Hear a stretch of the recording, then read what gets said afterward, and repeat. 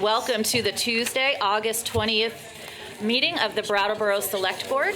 We know the meeting has been properly warned because we began this meeting at 5:30 p.m. and entered into executive session.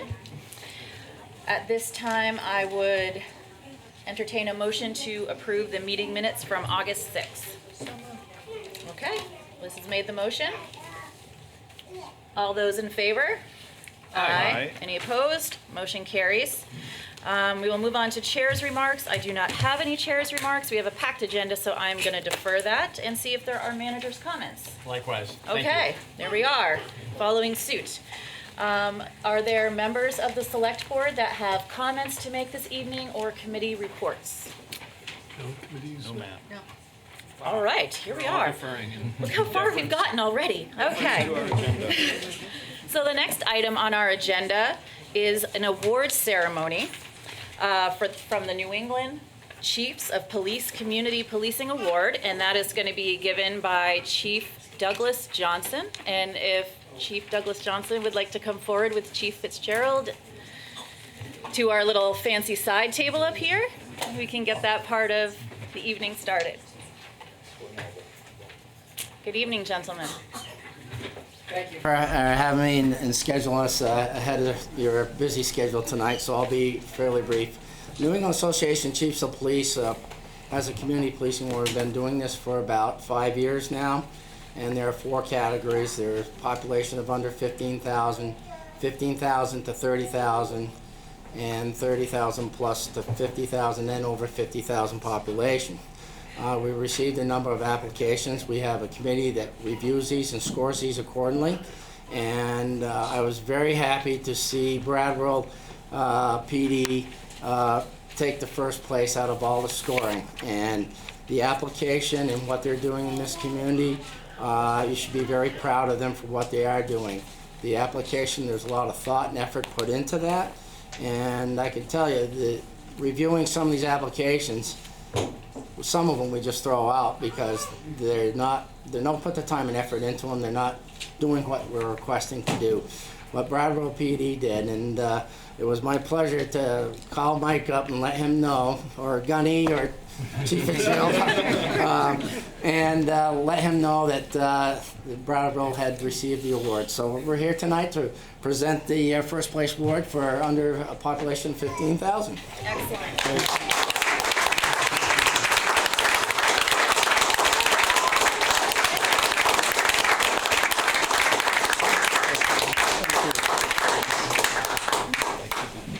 Thank you very much. Thank you very much. And thank you, Chief Fitzgerald and Brattleboro Police Department. That's a wonderful way to kick off the meeting. Okay, at this time in the meeting, we are going to move on to public participation. Naya's starting us off. Remember that this is an opportunity to speak on items that are not listed on tonight's agenda. George. Please come forward. You know the drill with introductions. I believe I do. I feel like you do. I'm George Harvey. I feel like saying I'm in District 3, because I am in District 3. I was going to bring this up when the meeting got to the point of talking about a sustainability officer, but I don't want to get it involved in that because it's bigger than that. In the last few weeks, I've been seeing, actually over the years, as many of you are aware, I do a blog every day. I've posted almost 34,000 links to articles at this blog in the last 7 years. And I'm seeing a development that I think we should be very aware of. And in the last week, it has got to a point where I can see that it's going to be critical. There's good news. The city of Los Angeles negotiated a deal where it was able to get solar power for 7% of its electricity with battery backup. And the premium price, solar power at night, is a little bit less than 3.3 cents per kilowatt hour, which is about half of the price that Entergy was telling us we couldn't refuse for power from Vermont Yankee. There was a study done. They looked at cities in China. They found that in 344 cities that were studied to see how solar power prices compared with grid power prices, they found that solar power prices were at or below grid power price in every one of them. Now, there's a little bad news that goes with that, and the bad news is something that can impact us here. And the bad news, I'm going to give you 2 articles that came up in the last week. One of them came from Marine Strategies International, which is an advisory group for the shipping industry. They basically said, if you own an oil tanker, it's not going to be worth any more than scrap in 10 years, because 5 years from now, the oil industry is going to hit a wall and nobody's going to be shipping oil. BNP Paribas, which is the 8th largest bank in the world, told its investors, you've got to be ready for the fact that oil is not going to be competitive on the world market, crude oil, unless it's selling at a price of $8 to $12 per barrel. Now, this is critical for us because in the United States, according to the Energy Information Administration, 58% of our oil is coming from shale oil. And according to Forbes magazine, in order for shale oil to be profitable, it's got to be at a price of $50 per barrel. And what that means is we're either going to be in a situation where we're going to run out of oil, or we're going to be in a situation where everybody's going to have to pay a surcharge for it, probably of something in excess of $1.30 a gallon. And this impacts us here. It means we're going to have to deal with how to get our energy, how to drive our cars, how to operate our fire engines, and so forth, in a situation where literally we could be in a situation like what they had in the Second World War, where ration cards went out and everybody got four gallons a week. Okay. And this is going to impact home heating oil. It's going to impact propane. Down the road, very quickly, it impacts food prices. It impacts just about every price we've got. We've got to be prepared for this. And as a community, I think we should be looking at this completely outside the venue of whether or not we have a sustainability officer. Thank you. Thanks, George. Other members of the community that would like to speak on items that are not on the agenda? Okay. Well, then I'm going to go ahead, since we've got a packed audience then, and just move right along. Our first order of business sorry. I have a feeling we're going to get that shoe back a few times tonight. Our first order of business is to transform into liquor commissioners. Do I have a motion to become liquor commissioners? So moved. Okay, David's made that motion. All those in favor? Aye.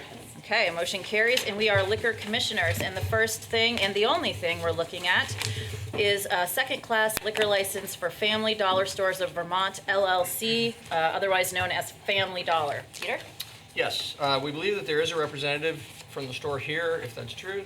Please come on up so you can tell us about the store. And then while you're doing that, yes, please. I'll say that as is customary for these items, staff has reviewed this. Everything is in order. We don't bring them to the select board agenda unless they're ready for your approval. So subject to what you're about to hear, staff recommends that you approve this request. Excellent.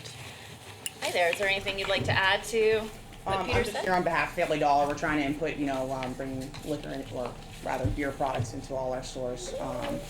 We've done that further south in the southern states, so we're trying to bring it north to just create better sales. You have it in the West Brattleboro store now, is that No, correct? we don't. We actually just did the certification for tobacco and alcohol yesterday. Okay. So all the lower Vermont stores did, yes. Okay. Thanks for that clarification. Yep. All right. Are there questions or comments from members of the board on this liquor license?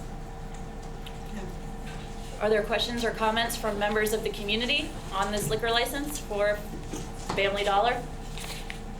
Nick, you know the drill. Nice to see you. Thank you, ma'am. Been a while. Yes.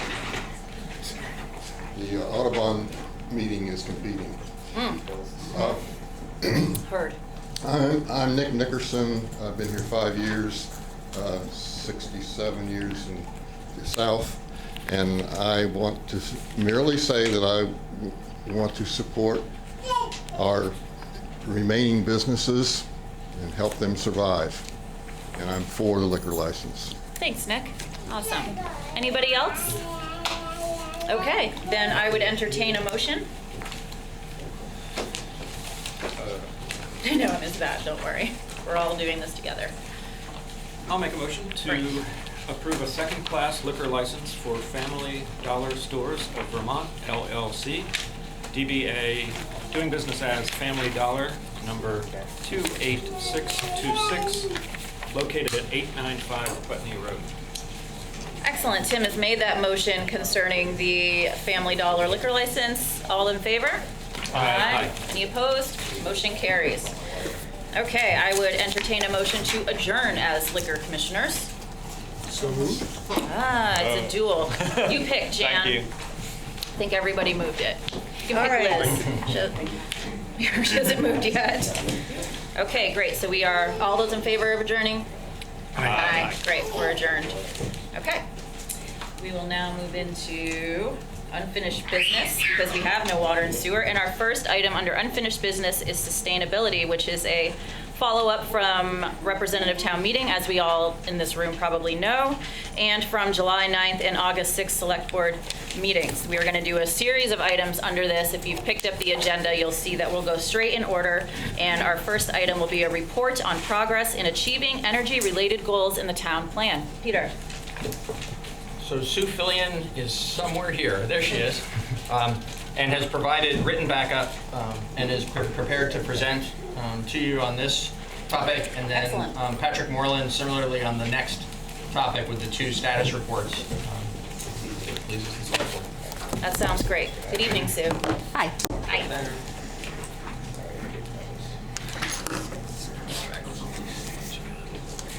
Okay. keep it. So, generally, there are 2 goals in the town plan that are related to energy. There is a goal to reduce the greenhouse gas emissions by 40% from 1990 levels by 2030. And then there's a 25 by 25 goal, so where we'd be producing 25% in state renewable, 25% in state renewable energy supply for all energy uses by 2025. And then a 25% of homes made efficient by 2025. And so those are fairly compatible with the state's energy goals. For the first goal, the reduction of greenhouse gas emissions 40% from 1990 levels by 2030, there has been no meaningful tracking of that. There was some software used when the greenhouse gas emissions was first produced, I think, in 2002 for the 2003 Climate Action Plan that Brattleboro Climate Protection and Paul Cameron. Can you speak louder? We can't hear back here. We can certainly see. Sue, do you feel like you could project out a little bit? I will try. Awesome, thank you. So that greenhouse gas emissions inventory was first completed in 2002. There were some updates done in 2009, although we can't find that information. And there has been since the Energy Committee did do some work up until fiscal year 2017 to take a look at the emissions produced by the municipality, but not the entire town. So that is not a goal that has been being tracked, let's put it that way, especially since there's been no energy coordinator on assisting with that. Sorry, please have a question. The other goal of 25% in state renewable supply for all energy uses by 2025, there has, in some of the energy uses, such as heating and electric, we are meeting that goal, according to the Vermont Community Energy Dashboard. Transportation, we are only at 8% in renewable, and most of that is hybrid, not complete electric. So that means for our total energy use, we are at 32% renewable, according to the data on the dashboard. In terms of efficiency upgrades, we are about halfway to meeting the goal of 25% of the homes. We're at a little over 12% right now, almost 13%. And that's based on data from the Weatherization Assistance Program, Efficiency Vermont, and 3E Thermal. And again, that is from the Community Energy Dashboard. And then in terms of, there's 3 policies and then some actions in the town plan as well. One of the actions is to report annually to the select board on progress towards energy reduction goals. I think that it was since fiscal year 17, that may have been, there haven't been updates since that time. There had been some tracking up until that time. And that was the Energy Committee that typically made those presentations. There is an action to review the town procurement policy manual to ensure energy conservation and efficiency are key purchasing criteria. There is an update planned for 2019 to 2020. So that's in the works, or will be in the works. And then encourage the improved energy efficiency of municipal and school district buildings and operations by means such as converting streetlight fixtures to LED. So the streetlight fixtures have been converted to LED. That was completed in 2013, and there have been both energy and cost saving reductions. Can't really report on what the school district is doing. They have done some wood pellet boilers over the years, and the town continues to do that as well, with the transportation center being completed earlier this year. And then there's a action to organize participation in programs to increase energy efficiency and renewable energy use in homes and commercial buildings. That's primarily been done by our permitting processes through the Planning Services Department. We provide a lot of information to homeowners and business owners about the various efficiency programs that they can take advantage of. We have some things in our land use regulations, such as requiring electric vehicle chargers if you're having more than 20 parking spaces. So those actions are ongoing. And then the final action is to promote the use of the Community Energy Dashboard to monitor energy usage and celebrate success. That's not something that has been promoted so far. I would encourage you to take a look at it, and it's something that we could probably make more use of. There's actions and pledges, and I was looking at it, only 2 of the municipal actions are listed on there. That's the streetlight conversion and installation of an EV charger in the Highgrove lot. We've obviously done a lot more, so citizens can add actions that they've been taking, and there are a lot on there for Brattleboro. So we can make more of that community energy dashboard. Great. This is great report. Thank you so much for having this for us. You're welcome. Members of the board have questions or comments regarding this report from Sue? Yeah. So I see like some of this kind of falls onto the Energy Committee. During these last several years where things weren't being tracked and weren't being reported on, was there communication going on within between staff and the committee to ask them to do this? No. Okay.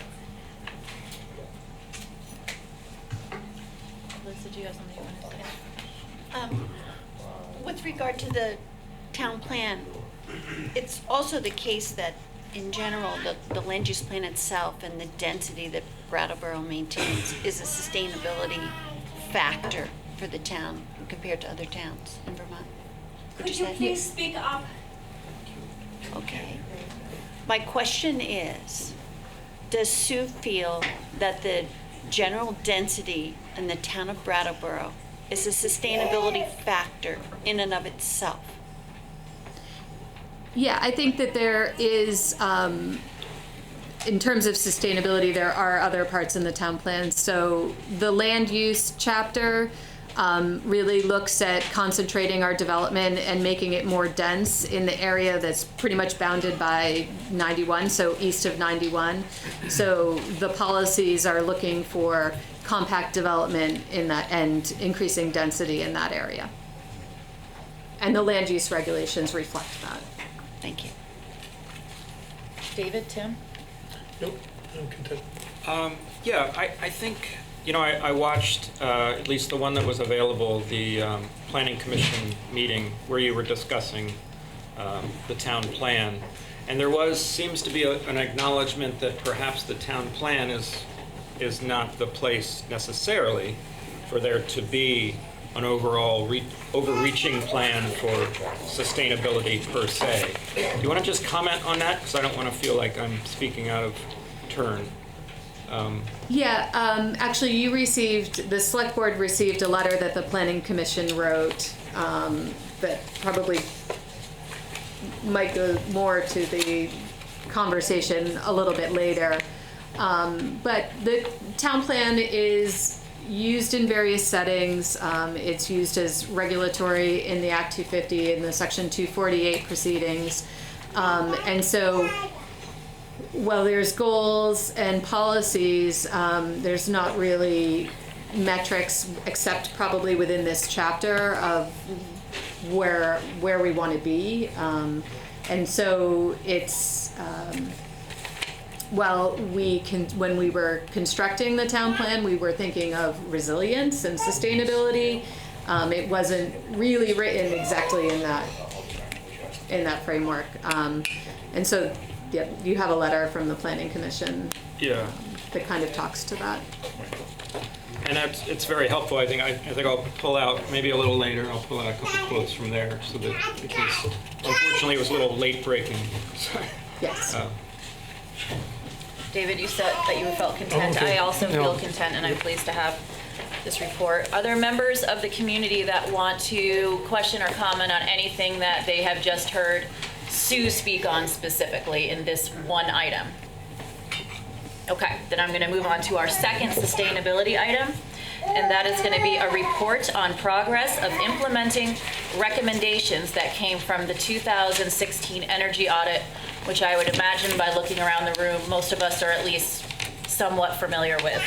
Are you taking this one too, Sue? I am not. Oh, that's Patrick. All right. Can I stay still? Yeah, please do. Yeah. Patrick? Yes, good evening. So there's a report in your packet dated August 12th that speaks directly to the status of all the energy audits and the work that was recommended within them. I think what I'd like to do is just speak to them in terms of groups, in terms of what's been completed already, in terms of what has been funded or is otherwise underway, and then what is we haven't moved forward with just yet. And largely the reason for that is moving forward on certain individual projects is dependent upon other decisions that are actually still in play. So as those issues get resolved, we can begin the process of moving forward with some of those.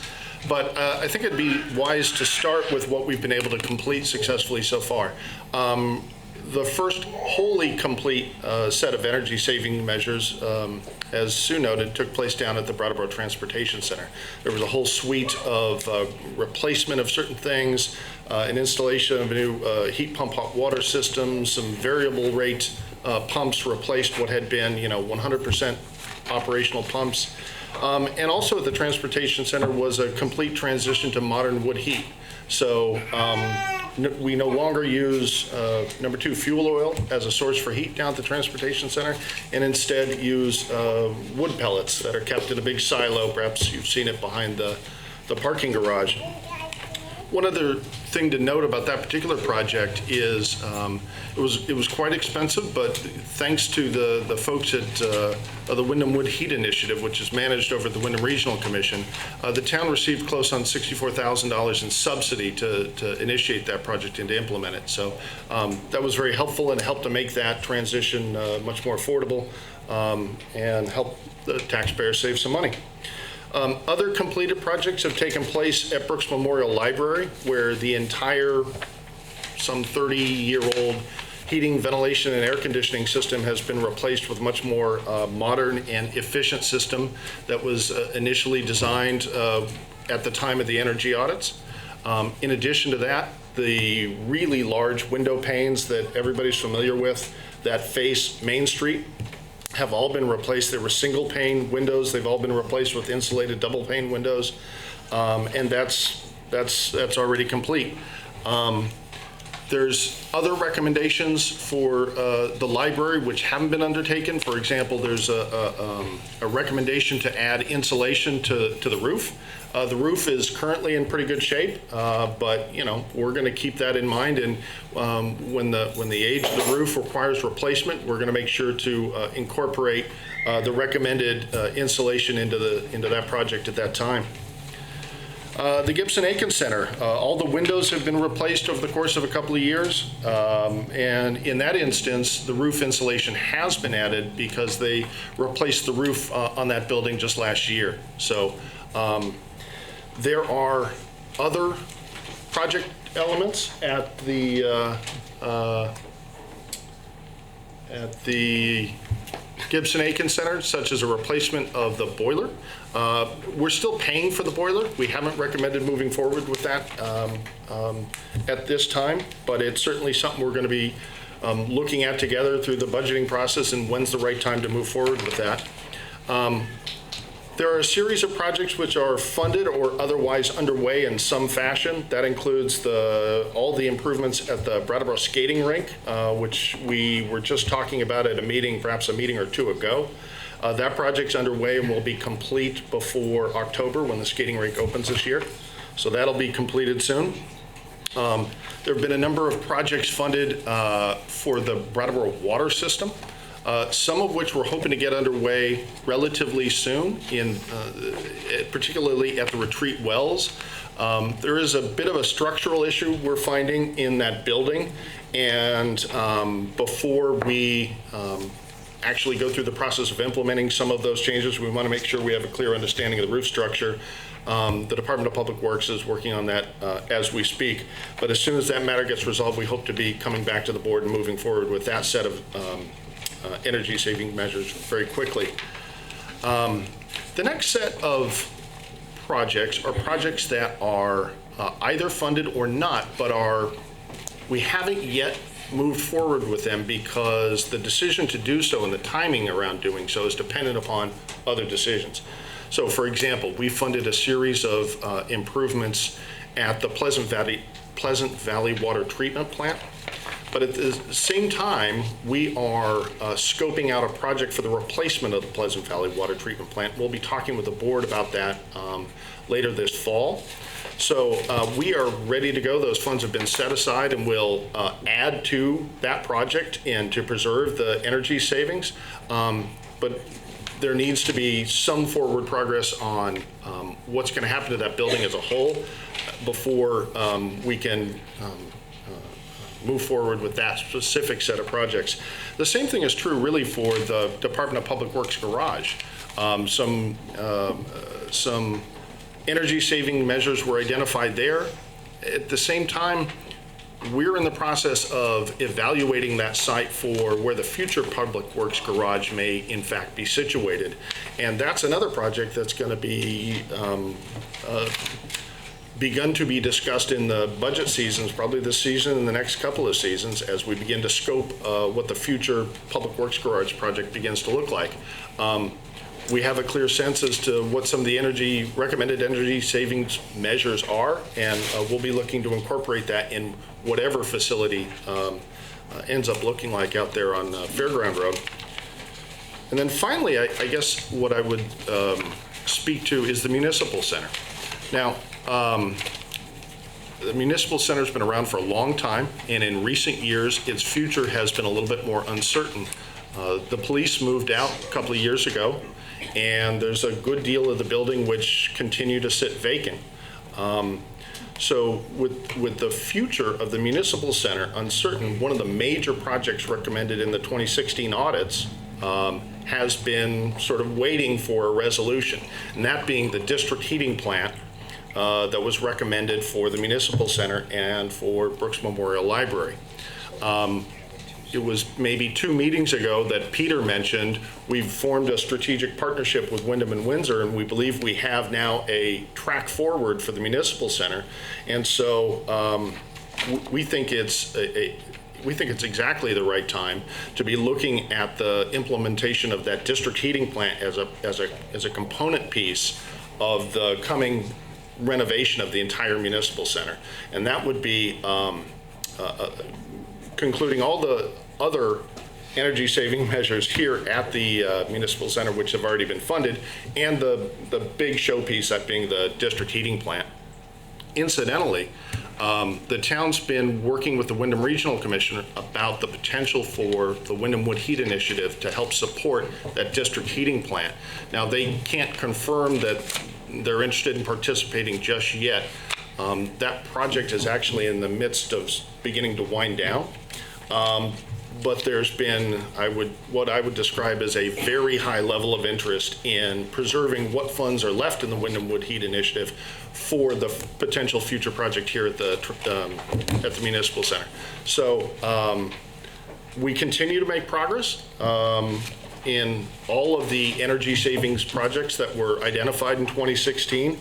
Over the course of the last 3 years, the town has set aside more than $700,000 for energy savings projects within its facilities, which is something I would say is relatively significant.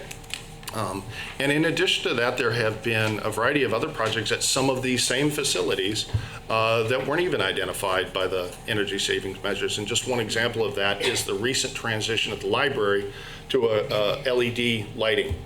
Wasn't identified in that particular project, but the library trustees wanted to see that through, and it's complete and beautiful. So if there are any questions about that report, I'd be happy to field those. Great, thank you for that. Very good. So, Round of applause. Did you want to ask a question? yeah, I just wanted to get the big picture number again, because a lot of numbers were flying around and I was looking at too many. So 1.4 million was the rough goal estimate on expenditures from the energy audit. And if you add up complete, underway, or funded, we're at about half of that. Yep. $700,000 spent on the energy efficiency upgrades in the last 3 years? I guess so. Yep. I added it up differently. Oh, If you look at That's not how the math general works. fund and the parking fund and the utility fund, it looks to me like it's $1.26 million. The first page comes to 557,000, and the utility funds is 700,000, unless I'm adding. I'm adding it twice. I'd say probably the most useful is on the second page. Total all funds, 1.4 million, of which we've appropriated 700,000, about half. And immediately below that, of the 700,000 funded, just shy of 400,000 has actually been completed, and then it tells the status of the remainder. Great, another excellent report. Other members of yes, you guys can fight it out.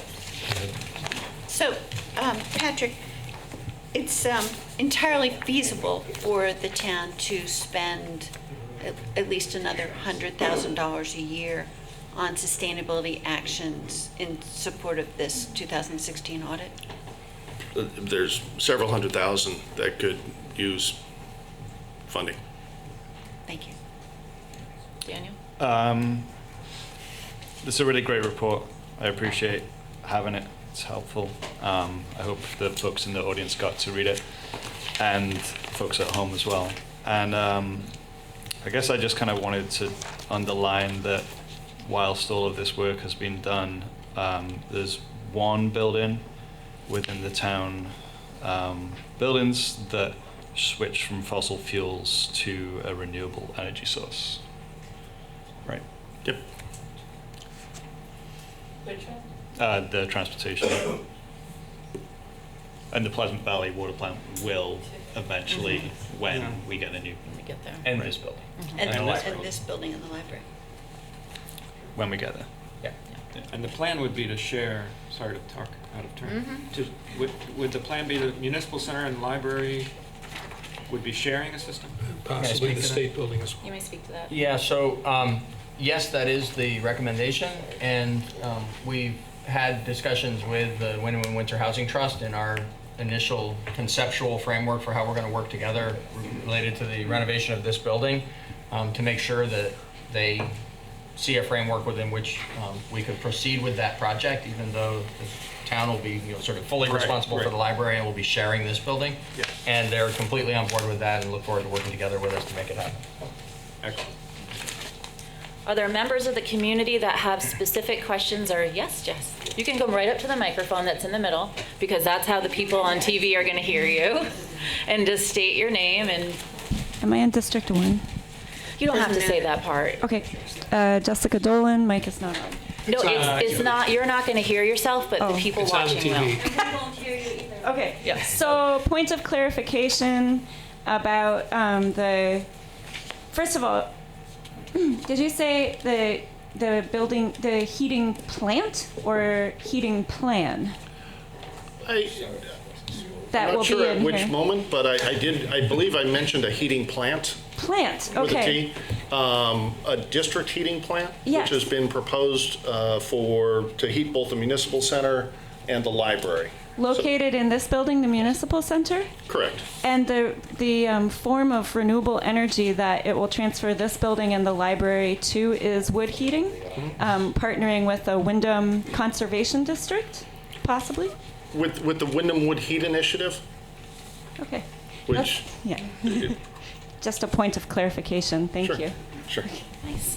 Other members of the community want to ask questions on the specific item 2 under sustainability?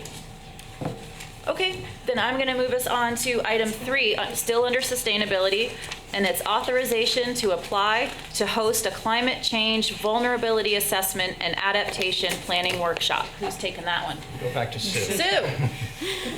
So this is not unlike if we brought a grant before you, but this is an opportunity. It's a competitive application process, but the offer is for this nonprofit EcoAdapt. They're out of Washington State.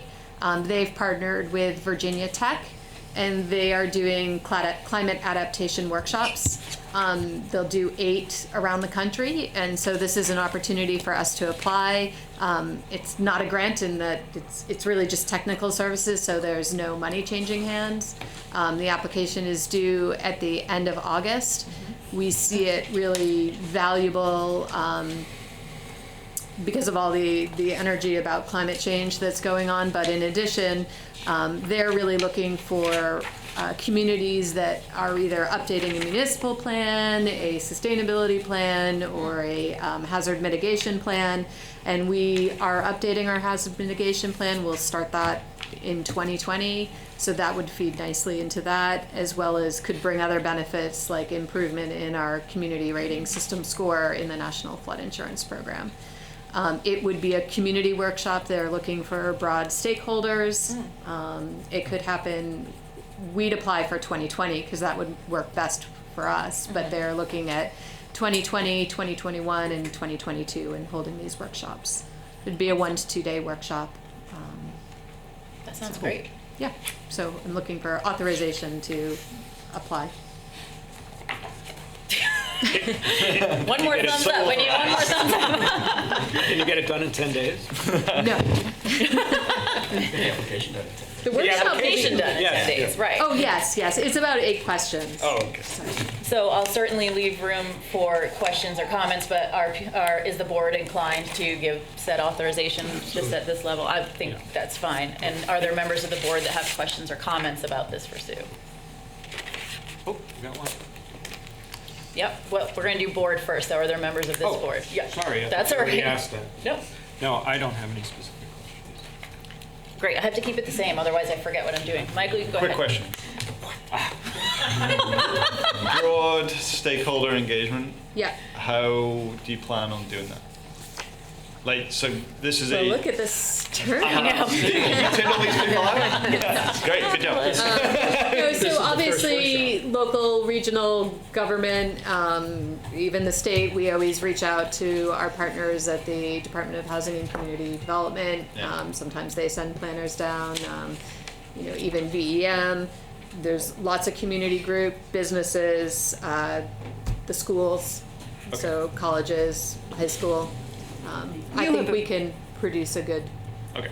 Yeah, group. me too. You have a broad group that you public noted, give public notices to, correct? Yeah, we do. All right, Michael? Michael Bosworth of Brattleboro. I think I know the answer, but just to make sure, so the assessment and the planning would be community-wide, not specifically just for municipal buildings and vehicles, but community-wide, is that correct? Yeah, that is correct. So what I could tell from other reports that they've done, they look at obviously the climate change impacts. So things as precipitation, storm events, slope stability. You know, they're looking at the impacts from climate change, vegetation, and then they're also looking at kind of the typical well, I view them as typical planning topics. So land use, the economy, housing, transportation, cultural facilities, utilities, that kind of thing. So that's kind of what their overview looks like. This is they're offering these workshops because the National Science Foundation has funded this work. They're trying to see what makes for effective engagement in workshops and then kind of carrying out the actions afterwards. So, Thank you. Great. I see Jess is lined up. Hey, Jess. I got to participate if I'm here. Thanks for this. Sounds good. I have two questions. One is, I'm sure there's a lot of different kinds of organizations that offer these workshops. So for the sake of our community, could you explain why you chose this one, what made this one stand out as opposed to the other ones that you might have reviewed? And second of all, in order to ensure that we have broad-based attendance in this across the community, we've got a lot of youth here, we have people of all ages and backgrounds, what would the capacity for attendance be in the workshop? And then if it gets filled, will there be, or even if it doesn't get filled, will it be offered at multiple different times so that people in the community can be sure to attend it?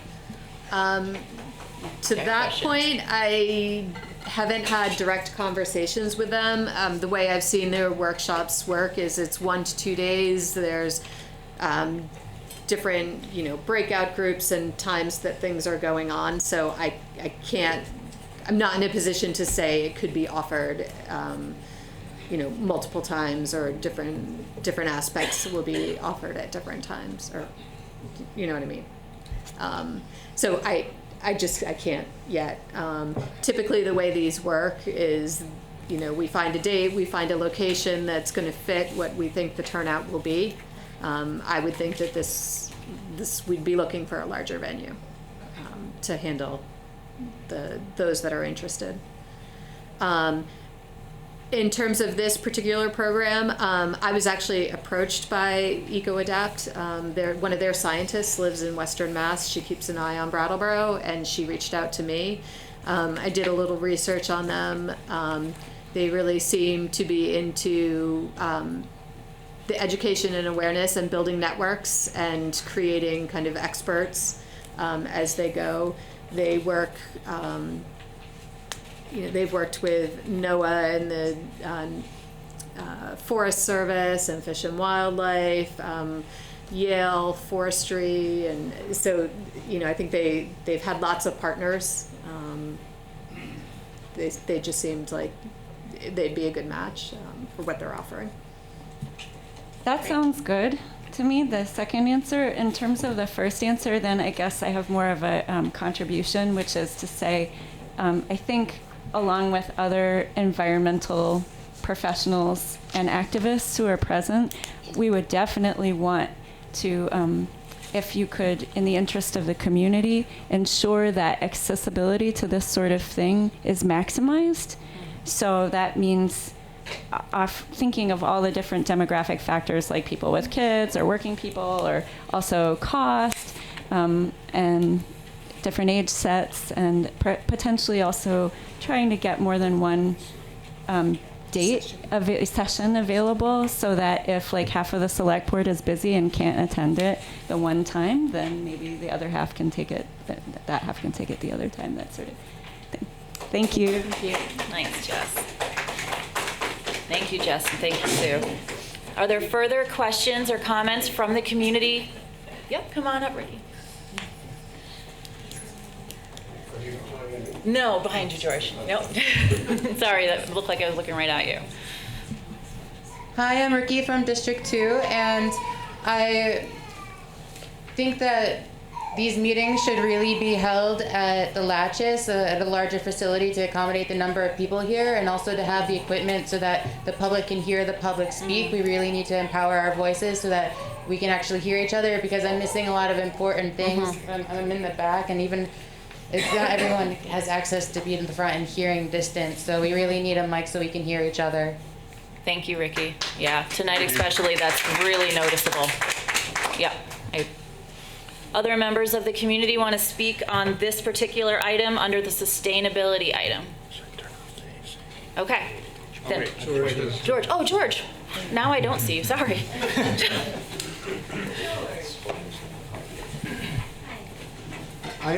I go invisible every once in a while, you know. It's just one of those things. I try to stay big for that, but it doesn't always work.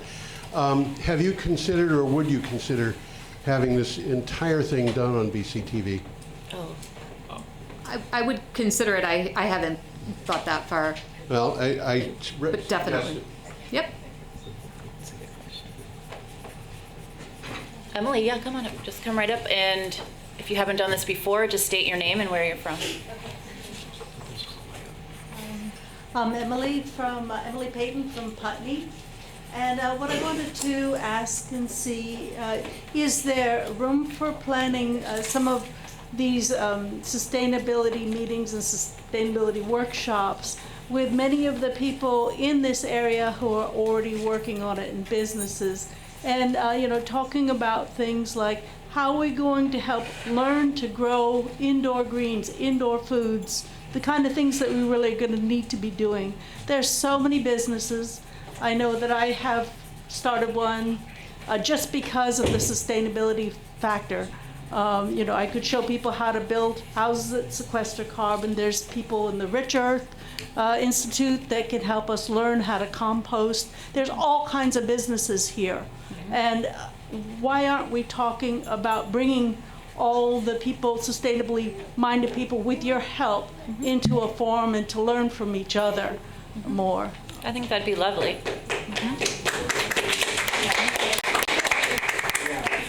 Hi. Come right forward and just state your name and where you're from. Hi, my name's Django Grace. I'm a student here in Brattleboro.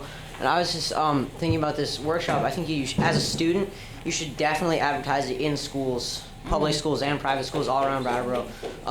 Maybe even like out of Brattleboro. I don't know if that's cool, but definitely play to the students, because we need to be able to be at this kind of thing. Excellent point. Thank you for that. Thanks for coming forward. Other members of the community want to speak on this particular item about these workshops? Thanks for that, Sue. Okay, I'm going to move us on to the next item under sustain. Yeah. Do we want a motion? Yes. Oh, we can't just give a thumbs up. Yeah, go ahead. I'll make a motion to authorize the Planning Services Department to apply for a climate change vulnerability assessment and adaptation planning workshop. Okay. An acronym. Tim has made that motion that I'm not going to repeat, authorizing to host this workshop. All those in favor? Aye. Any opposed? Motion carries. Thank you. Excellent. Now we will move on to item 4, which I just have a feeling a large number of you are here for this evening, and that is to create a staff position and/or invest in other energy efficiency or sustainability purposes. And Peter, are you taking this one? Who's taking this one? I can introduce Yes. the history of what Please brought us do. here. I think that's a good idea. Okay. So, That's what I do. probably 2.5 years ago, the issue was first raised, and in response to that first dialogue at a select board meeting and some interest that Energy Committee members and others had to explore the possibility of creating a sustainability officer position, as it was being called at that time. Staff did some work around that over a period of months and reported back as we were requested to by the board at that time during the budget cycle about 2 years ago.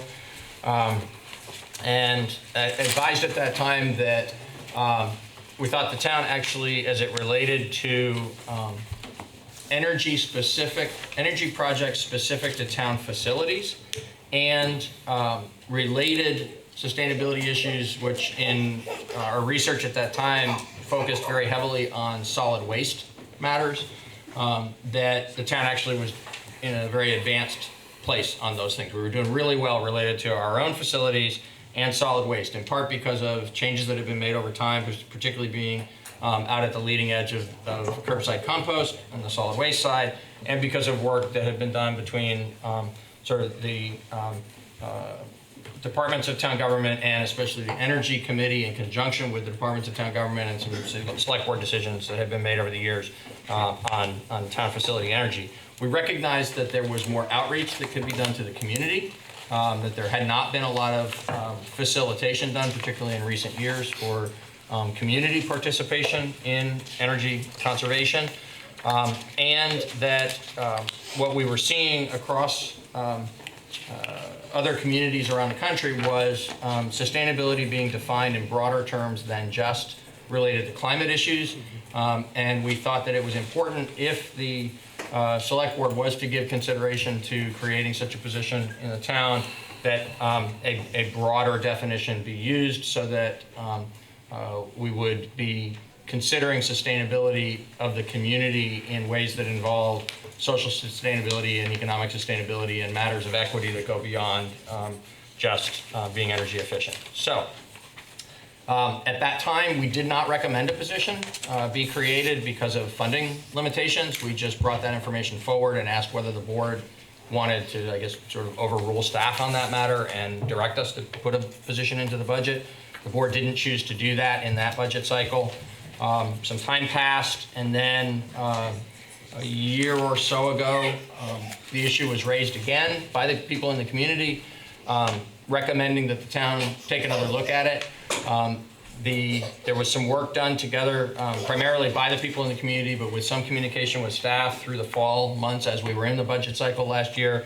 And in December, Tom Franks in particular, Michael Bosworth was involved, I believe, and a couple of other folks, brought the recommendation to the select board to create a sustainability coordinator position. The decision was similar in last year's budget cycle as it had been previously, that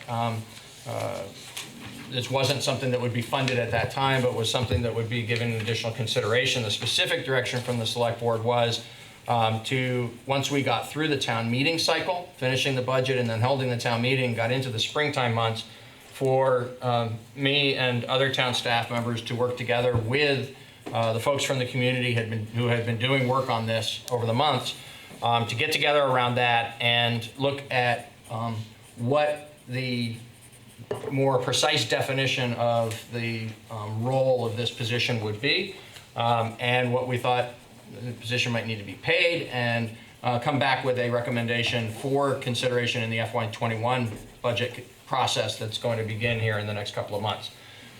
Instead, at town meeting, there was much discussion about whether, instead of waiting for the FY21 budget cycle, that the policy consideration related to whether or not to hire a sustainability coordinator should be accelerated. And town meeting had discussion around the article that traditionally funded $10,000, which had been for years mostly for the energy coordinators as kind of an offset to the hours that were contributed by the energy coordinator.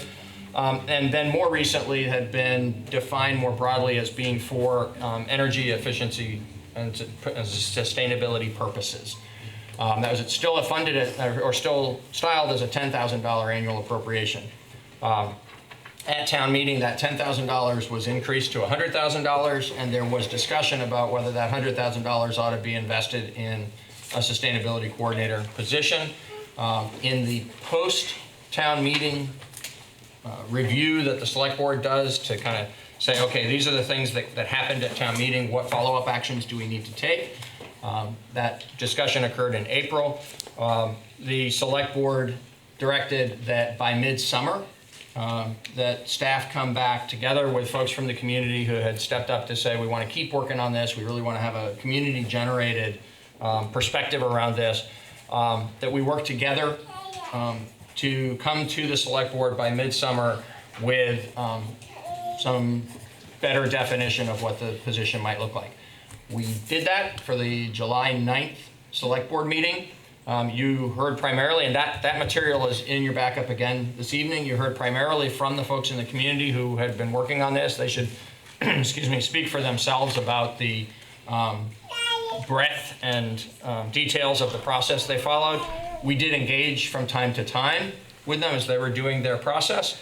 And then as it was coming to conclusion at the end of June, agreed together basically that their report should stand alone as the sort of community committee's advice to the board, and that we on staff, particularly Sue and I, would provide what we thought would be, you know, the outline of the position, not quite a full job description, but pretty close, of how, if you did decide to move forward with this, how we thought the position could best fit into the town staff and add value to town government and to the community. You have our position outline in your backup. You have the materials from the citizens who have been leading this effort. There was some discussion of it that night, and it was deferred for further consideration. And we're here tonight to have that further consideration. There's a fair amount of additional work that's gone on, both from the original community group that self-organized around this, and from many others in the community now as the issue has become more prominent and the expectations were raised that there was going to be further consideration here at tonight's meeting. So I think that's a fair setting of the stage for what you need to now hear mostly from the public. Unscripted, it's pretty impressive. Okay, so generally when we're doing things, I like to go to the board first. But since we're the ones that'll be making the final decision, it almost feels more fluid to go to the public first and then bring it back to this table to chew on not only what we've already read and what we've already heard and what we already think, but then also what we hear this evening. Otherwise, I feel like we control. I don't want us to necessarily have deciding conversations when we haven't heard from everybody. Yeah. But I'm open to push back on that. Well, could I just make a I don't really have a problem with it, of course. But I was going to make a clarification that I thought might help people to frame it a little bit. What do you think about that idea? I think you can go for that. Okay. I'm going to leave out any kind of commentary, color commentary. Yeah. But I just wanted to point out, and anyone up at the board can correct me if I'm wrong, that all 5 of us here are very committed to the actions that this town has already taken for climate change and to control the amount of output of carbon that we are making here in Brattleboro, Vermont. And that this discussion is all about what to do with this money that has been allocated and put in our laps to really dig into this and decide what's the best way to use these public funds. So I'm not going to tell you that you shouldn't address your concerns about climate change, but I want everyone to understand, and correct me if I'm wrong again, that we are all believers in doing actions that are going to positively affect our environment and our community. Okay, thanks for that. I guess I think I hear what you're saying. You're saying we don't necessarily need to be convinced that climate change is real. Yeah, there's no climate deniers. It'd be more useful to hear why this position. We use up all our time. Right. Yeah, and we don't want to do that. Okay. Okay, Right. so I'm going to open the floor to members of the public, and I'm going to do this as fairly as I can. I saw your hand go up. Yeah, come right up to the microphone. For anybody who hasn't done it, this microphone will allow people who are watching on Facebook or on actual BCTV to hear it. And so state your name and where you're from. My name is Maya King. I'm a student in Brattleboro, and I think you're saying that you believe in climate change, and I fully believe you, but I think you need to prove that and actually show that you will make actions to make a change and put in place people who can make that change rather than just saying it and kind of letting it be. And yeah, I think that people are coming up and saying why they're so afraid of climate change because it's so rapid and it is terrifying.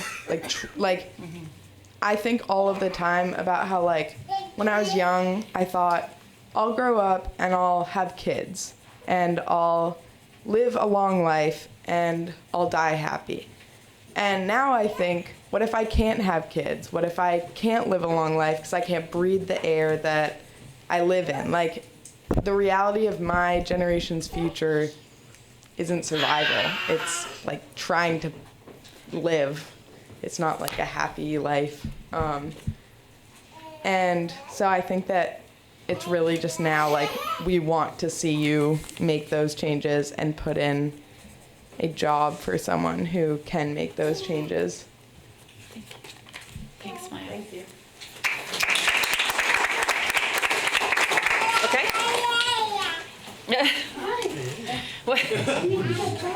Well, apparently I'm not in charge of who gets to get to the microphone. Hi, my name's Jane Southworth, and in the interest of a sustainable meeting, I won't go on and on too much. Okay. Obviously, this is an issue of critical importance to the town. I agree with the opinions, positions, ideas of Elizabeth McLaughlin and Tim Wessel in letters to the reformer, and I hope that the select board will vote for continued action on sustainability projects and not in favor of a staff position. And the reason that I believe this to be the way to go is that on a national level, climate change is urgent, and I do hope that you pass the emergency declaration that so many people are here for. However, local sustainability in Brattleboro requires much more, in my opinion. For Brattleboro to be considered sustainable, it needs to take giant steps toward dealing with problems in addition to climate change, present and visible within the borders, but part of a much larger nationwide dis-ease. These include, among others, opioid addiction, homelessness, food insecurity, and financial insecurity. However, in contrast with the communities that have been interviewed who have created staff positions, Brattleboro but does not have the resources of tax base and more affluent population that Amherst, Northampton, and Hartford, Vermont have. We are a small town in a large region struggling to maintain itself sustainably. If you read back in the history of Brattleboro, from town reports in the early 20th century through the 1963 town plan, the same point is made over and over again. We're a hub community with big problems and small resources.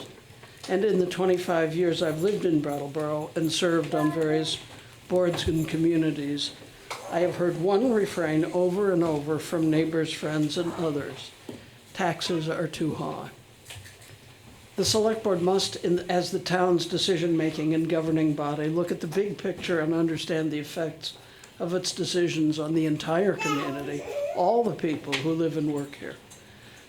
So I think to hire a sustainability coordinator at the salary required to obtain such a trained person is hard for me to support when people currently working for the town and providing vital services for the library, for example, are not yet making what we think of as a sustainable wage, indeed less than is currently being proposed to pay day workers.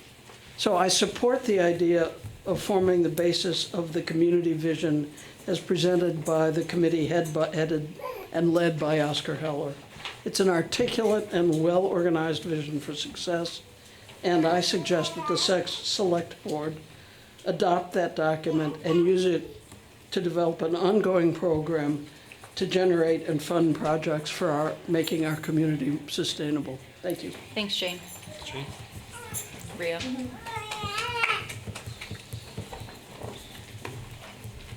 I'm gonna kind of go that way, and then the next time I ask for a hand, I'm gonna come this way, and then I'm gonna kind of go back and forth like that. My name's Rio. I'm from District 2, Brattleboro. I think the truth is that every single issue is affected by climate change. Our whole entire world is affected by climate change. We don't have time to debate these issues anymore. We just have to act on them. We are being put in grave danger. My future, my friend's future, your children's future, your grandchildren's future. We don't know what that's going to look like because it's going to be a fight for survival. And we, as a town, we need to put all our resources that we can into making our own change. We have an effect as a town, and we need to make that change, and that's why we should hire a sustainability coordinator so that they can work towards making those changes as soon as they can. Thank Thanks, you. Rio. George? George in the middle, not the Harvey. Yep. Thank you, George Carville, District 1. The question here is whether or not to hire a sustainability coordinator. Couple of points on this. One, as a town meeting member, and my memory of that meeting was that we voted to hire a sustainability coordinator.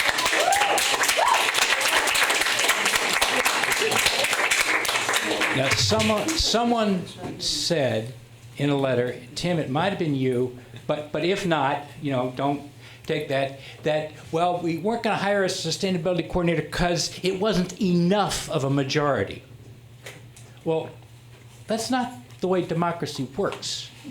I mean, would an incumbent select person who only got 49% of the vote say, no, I'm not going to step down because, it wasn't enough? We voted for a sustainability coordinator. That's my point. And we've heard tonight suggestions about all the things, and we'll probably hear more about what needs to be done. And those things go beyond the town. We need to talk about things like reducing energy consumption in residential. All these things that people talk about, we need somebody to lead us, somebody in charge of getting it done, and not just laying it on the town manager's office to when they can find a few spare minutes to work on it or something like that. Again, as a town meeting member, I thought I voted for a sustainability coordinator. The gentleman in the back in the button-down T-shirt. So I'm gonna block it out. Like, that's you who's standing up. Yep, you're doing the right thing. Come right over to the microphone. Well, that's a button-down T-shirt. So I'm gonna go to sides of the room, and I'm gonna try to pick people who have not spoken. Okay? I tried to go formal. You did well. Absolutely Tuesday formal. I left the T-shirt at home. My name is Dan Jeffries. I'm from District 3. And I got what I hope is a fairly quick statement to read in order to be succinct.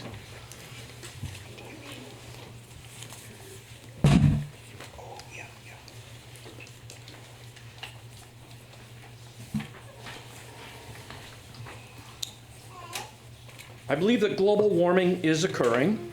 I also believe that CO2 emissions are a contributor. But as a matter of fact, Brattleboro is not contributing to global warming. Brattleboro does not have enough population, traffic, or industry to make a measurable contribution to global warming. When it comes to having a minimal carbon footprint, Brattleboro is already there. Brattleboro itself does not have a climate emergency. What Brattleboro does have is a very weak economy and negative demographic trends that do not portend well for the future of the town. Brattleboro has been on a spending spree over the past few years.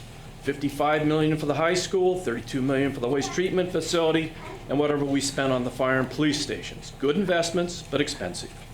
But they are not paid for. We took out loans, and to pay for those loans, we need to tax the residents and businesses in this town. Therefore, we need people and businesses. We are losing both. If anything, Brattleboro has an economic emergency, and that is what town management needs to stay focused on.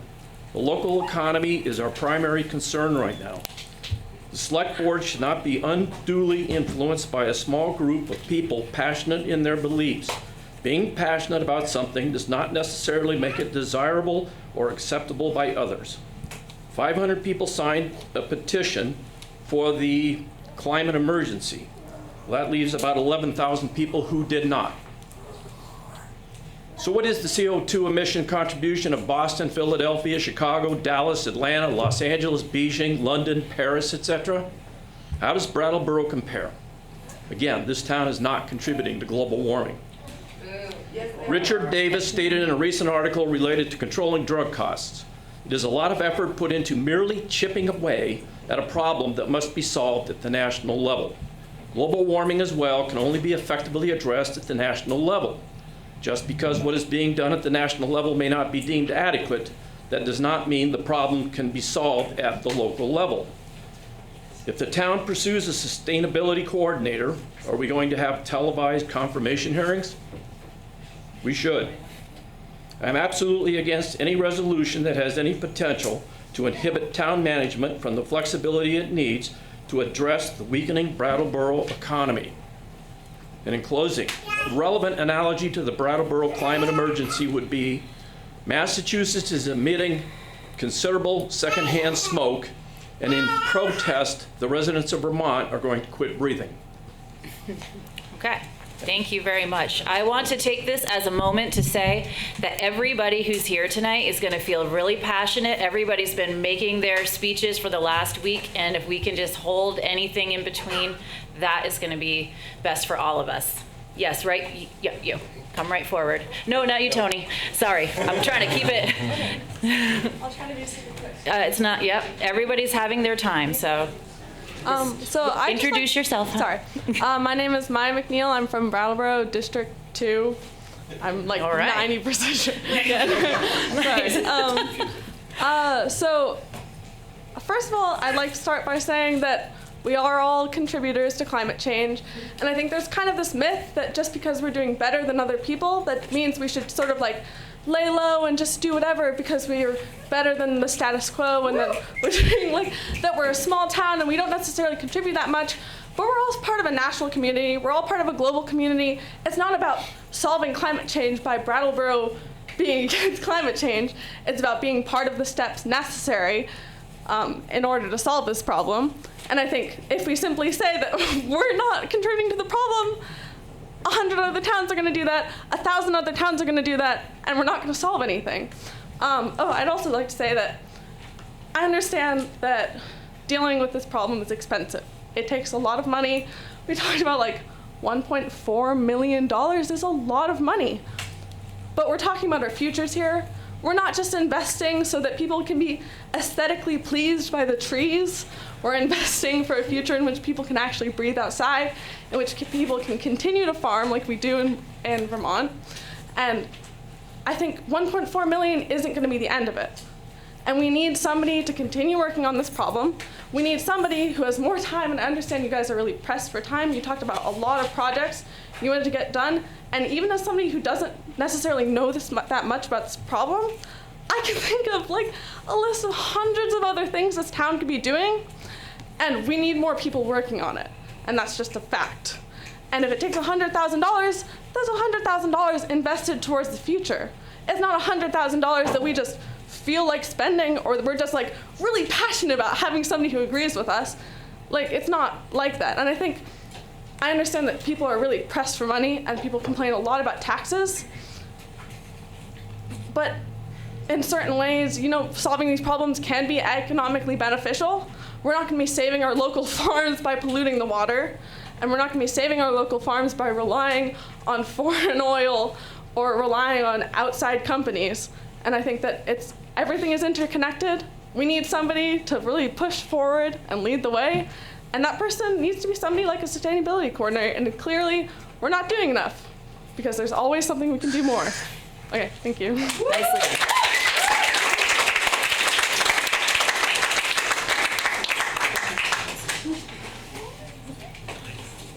Nope, right next to you, because you've already come up. Yep.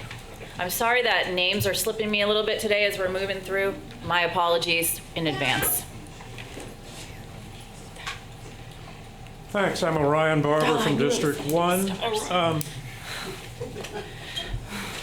Sustainability is a long word, and it's a huge task. We really don't know what will come at us, and we don't know what direction it will come from. We are beginning to see some of it. We have a drug problem here. We have businesses struggling to survive. We have homeless people. We know that the climate is changing and human beings have caused it.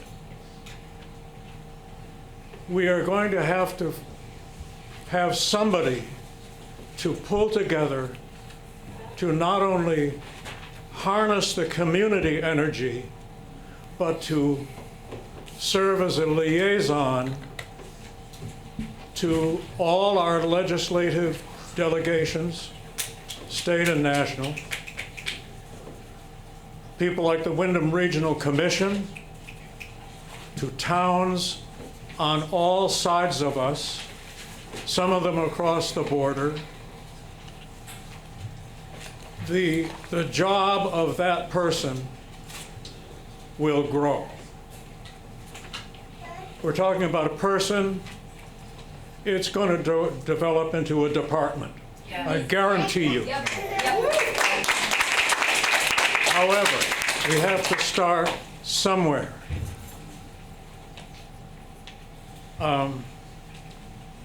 That's all I have to say. Thanks, Orion. Purple shirt right here. Blue, maybe.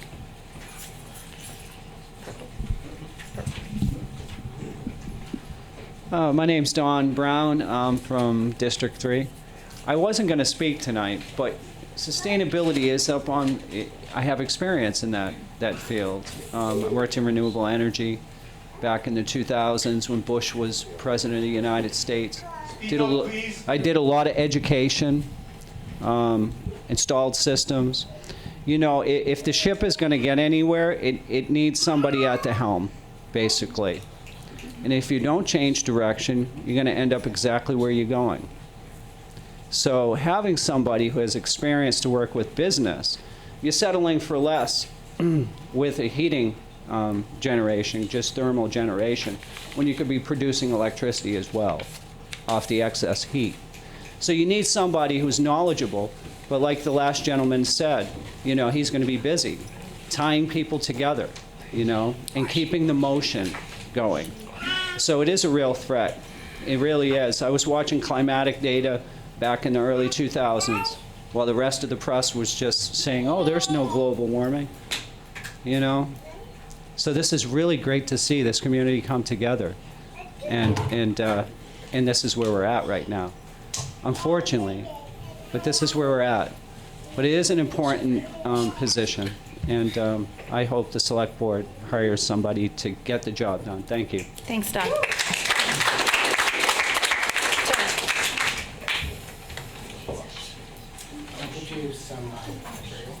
Please. We don't have enough on this table. No, I'm just kidding. I'm teasing. Is there a cookie as well? I'm teasing. Is it just materials? Obviously. This is a thick paper. What's the pound on that? Do you know my I figured with a lot of people. We do. It is. Oh, I thought I had two, but. I would have liked to have had this in advance. Two trees right in this. Tony, would it be nice to have this in advance? So also read it Yeah, in 30 seconds. Okay, Tony, did you want to come to the mic? Here, there are extra ones here, and then there's a summary that I've got here. I'm sorry. Why am I ignoring you? Yeah. Thanks, Abby. Can we skip to the conclusion? Tony Duncan from District 3. Unfortunately, I was under the impression that this committee that's been working extremely hard for the last few months and has done a tremendous amount of research would be able to actually address questions from the select board. The last time that we did this, Oscar was up there, and unfortunately he left, and there were a number of misconceptions that were discussed by the select board that we were not able to address other than his comments here. So that report is hours of work that's been done, and it actually is very specifically about the question of whether or not a sustainability coordinator has more value than a specific project. We have interviewed, a number of us have interviewed a number of people from towns all over the country, a number from Vermont and Massachusetts, but also different cities of different types and different populations and different circumstances. And everyone that I know says Brattleboro is doing a really good job on sustainability. I haven't heard anyone say, gosh, you guys are terrible, you don't believe in climate change, and you're not getting anything done. Nobody thinks that whatsoever. So the question really is are we doing what we need to be doing with the resources that we have? This document right here, with all these towns and all these people interviewed, and I actually have notes. I'm happy to give the notes about every specific conversation that we had. Every single town and every single person that we talked to said that there is specifically more concrete value in having a sustainability position for a variety of different reasons. The town of Brattleboro has agreed to abide by the Paris Accords and the Vermont Comprehensive Energy Plan. As other people have brought up, in order to deal with the climate change and many other aspects of sustainability that aren't just about climate, there needs to be a broad range of things. And I read Peter's memo that he did, I guess it was last year, about the value of sustainability and the conference, and we actually built a lot from that.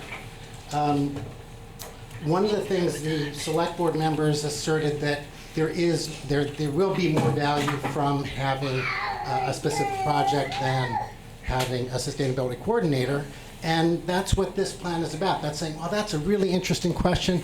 Let's go to towns that have had sustainability coordinators and towns that don't have sustainability coordinators who've been doing good work in sustainability.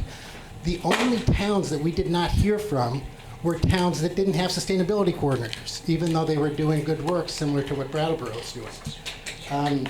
There's a number of issues that I have, and again, I've made like 20 things of the first page of this that show the various different areas where a sustainability coordinator can be useful. And on top of that, it's not that a sustainability coordinator is going to be doing this new stuff, which presumably they will, but that they'll make it much easier for the goals that we already have and the process that we're going through to be more effective. One of the reasons this was late is because I've been waiting to hear from Burlington. And I had a long talk with the sustainability coordinator in Burlington, and one of the key things that she said was that Brattleboro is not part of these two important sustainability networks, and there are funds, there's resources, there's all sorts of things that Brattleboro can get by networking and connecting from these communities that are already involved in this. And the other thing is I have full confidence in this town. I've just gotten involved in the town. I've been really impressed with just the commitment and the professionalism of everyone, and I cannot imagine that this town is going to hire somebody and that you and Peter and the department heads are going to let them waste our money. I just can't see that happening. And again, if anybody wants information, I'm going to have it for the sustainability coordinator. We do have the actual notes that we've taken from these people, and I encourage anyone to get in touch with the people. We have their information. If anybody wants to get in touch with people and find out if these towns really think that they're getting value from the coordinator, I really encourage them to do so. Thanks, Tony. Sitting in the back in the orange shirt. What? I couldn't see. Constance. Hi, thank you. I'm Prudence McKinney, and I've lived in Brattleboro since 1991. I actually do not support using the $100,000 voted on at town meeting for sustainability to hire a coordinator. I believe many of the duties of the coordinator can be accomplished by current town employees, and I think that we've already heard here tonight that many things are happening. Salary and benefit costs increase each year. Let's spend the funds on efficiency improvement, infrastructure upgrades, and continue to address climate change. without adding to the payroll. We're a small town with an enormous tax problem, and the select board must continue to work very hard, and I think even harder, to hold the line on new positions in town and work to level fund the budget. I'm a representative town meeting member, and I was at town meeting, the incredibly long, interesting town meeting, and I didn't interpret that vote as a mandate to hire a coordinator, but it was definitely to spend funds appropriately for sustainability. I didn't know what Jane was going to say when she stood up here, but I actually agreed with everything she said. Thank you. Thanks. Lisa. What? Oh, I'm just trying to move my hands. So Lisa Weinman, District 1. I think, this is evidence that this is an emotional issue, and I think everyone does appreciate what the select board and what our town is already doing. We have appropriated money to make these upgrades. That's already in the budget. That's already coming. That doesn't mean that we can't do more. To me, as a town representative, I take very seriously the fact that I'm there representing people in my district when I go to town meeting. I do agree that it was a little unclear about whether that instinct, that emotion that drove that vote at town meeting to take the 10,000 and to make it 100,000 really reflected the views of the community at large, that this is an emergency situation, which you'll be voting on later on. There's a sense of great urgency out in the public, and we do look to the people who represent us to act accordingly. So while you are, and we are, as a town, acting accordingly, that doesn't mean that the will of the people and the energy in the town and the sense of urgency means that you should really act on this idea of a sustainability coordinator, because it has been a couple of years in the making, and there is an impetus and potentially a need. I would agree with you too that this idea that there's going to be a person that we hire that's going to suddenly know what to do is a fallacy. There are many people here in town that are already implementing and feel that way and are acting accordingly.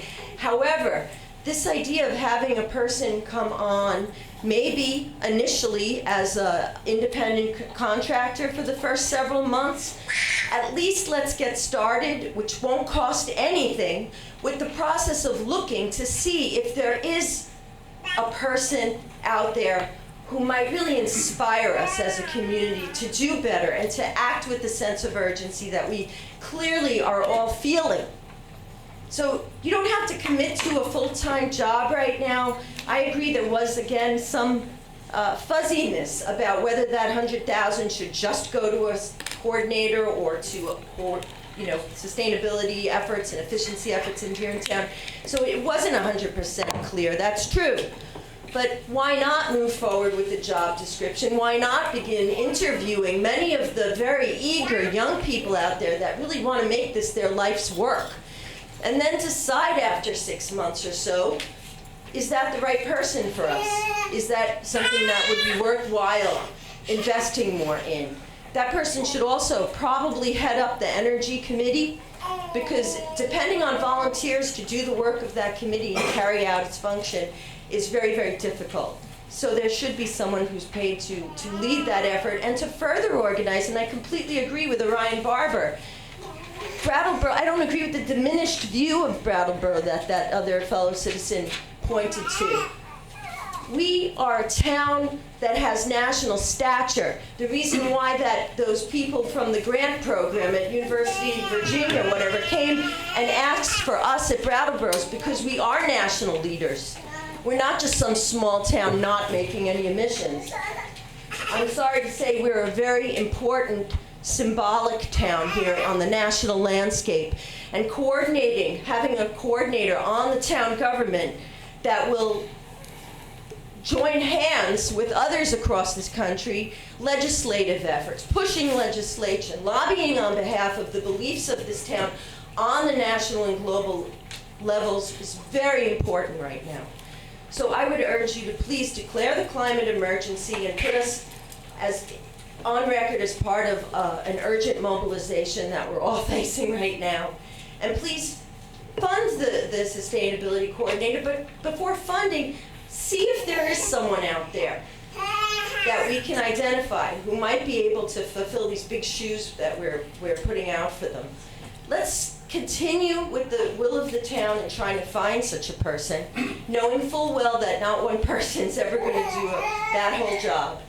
And really capture the spirit of what you see in this room right now and out of the community. Yes, it is emotional, but yes, it is an emergency. It is very urgent, and we are so much more than just some small town. There's excess rooms in meals tax. We've had a surplus in the budget. It's not, there's a lot of problems in this town, but there's also a great role to play. So I would urge you to consider that when voting tonight. And thank you.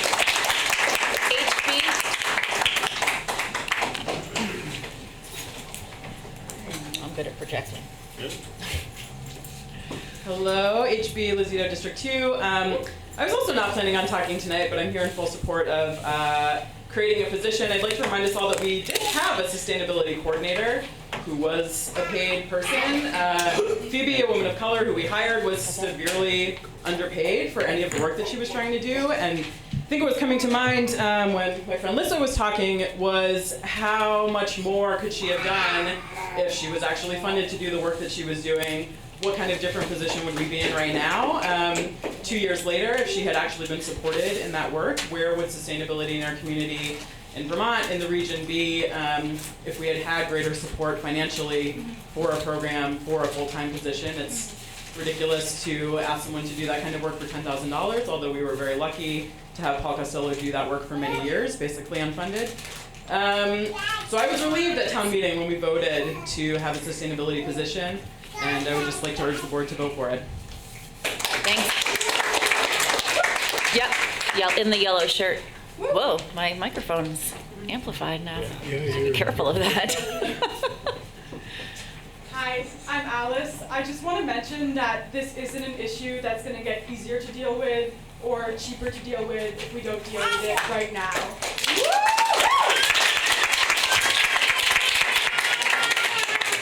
We need to fund this now, and we need to deal with it now because it's not going to become less of an issue.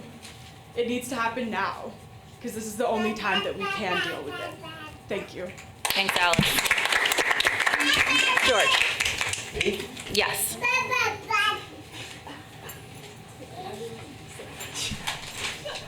I wonder if I could ask for a show of hands. Would that be all right? Well, sure. Depends. I wonder, of the people in this room, how many people are aware of the fact that in 2014, the Federal Energy Regulatory Commission warned us that we have to be prepared for grid outages that last for a year and a half, nationwide? How many? I'd say a little under half a dozen. 5, 6? Very few people. Very few people. How many people are aware of the fact that NASA, for an entirely separate reason, said that we had to be prepared for grid outages that would last nationally for 3.5 years? Say that again, please. NASA said we have to be prepared for grid outages lasting 3.5 years nationwide. That's something that we could do here, okay? I mean, from an economic point of view, it really sucks to go without electricity for 3.5 years.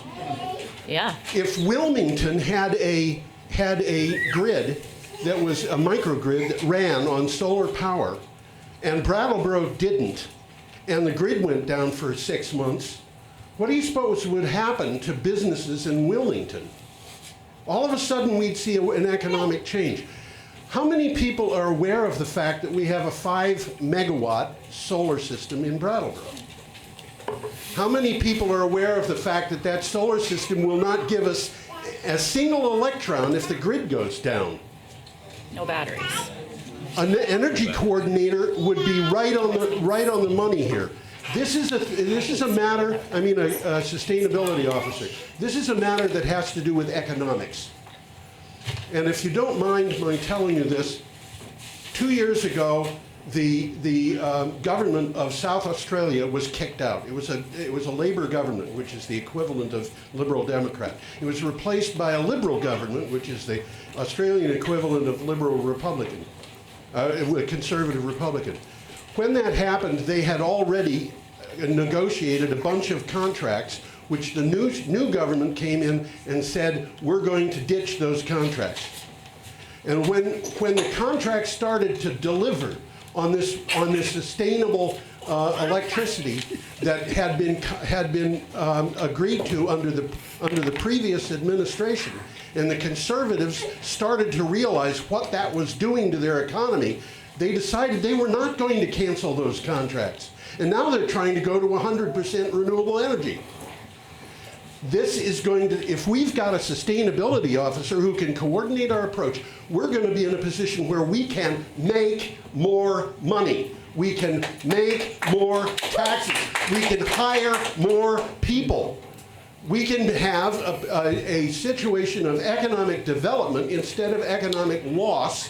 And that whole thing that I was saying earlier when I spoke was addressing the question of economic chaos. We're starting to get more and more important businesses saying we are entering a period of economic chaos. Brattleboro can be ready for whatever comes if Brattleboro decides to do that. But if we're going to put our money on sustainability into a little bit here and a little bit there and a little bit elsewhere, it's going to be peddled away. Thank you. Thank you.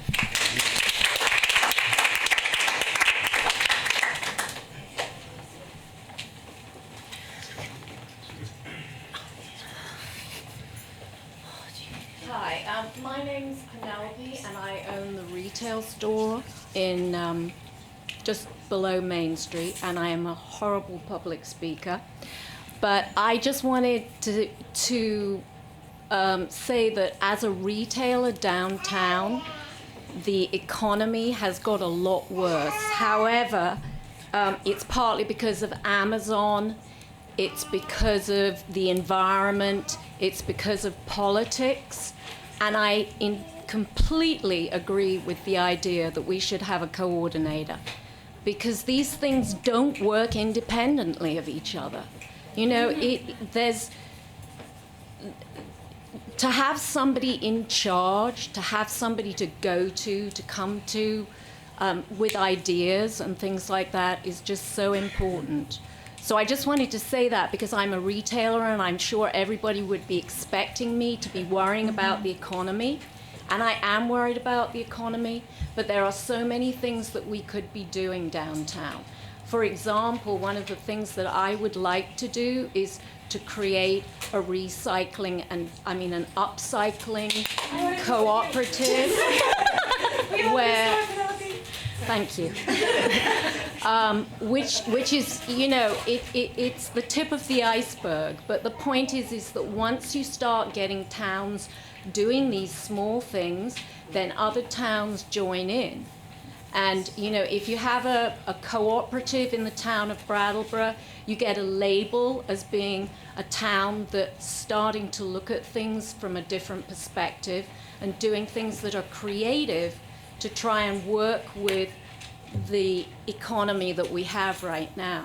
So for my part, I think it's very important that we have somebody who's well paid, who knows what their job is, who can work without being cluttered up with a whole bunch of other things. And that's it. Thanks, Penelope.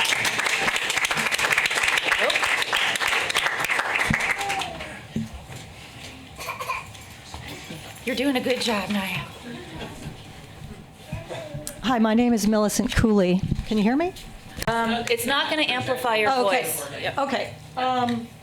I happen to be a contributor on this report. I wanted to make a couple of clarifications. I talked to a number of these people. They were sustainability leaders and town managers. And one thing is that I learned a little bit about the salaries, and even in one city that was 20 times as big as Brattleboro, they are paid way less than $100,000. There's money left over for projects work. Number two, the two networks that Tony mentioned, New England Municipal Sustainability Network and Urban Sustainability Network, you cannot join those things unless the city has a dedicated sustainability person. It's not allowed. And like to take, for example, the Urban Sustainability Directors Network, that organization is funded by philanthropists who happen to believe that having a person in place dedicated in the city is so valuable that that's why they won't provide that funding unless you do have that person in place. And when you belong to those organizations, like in the Urban Sustainability Network, you have access to funding.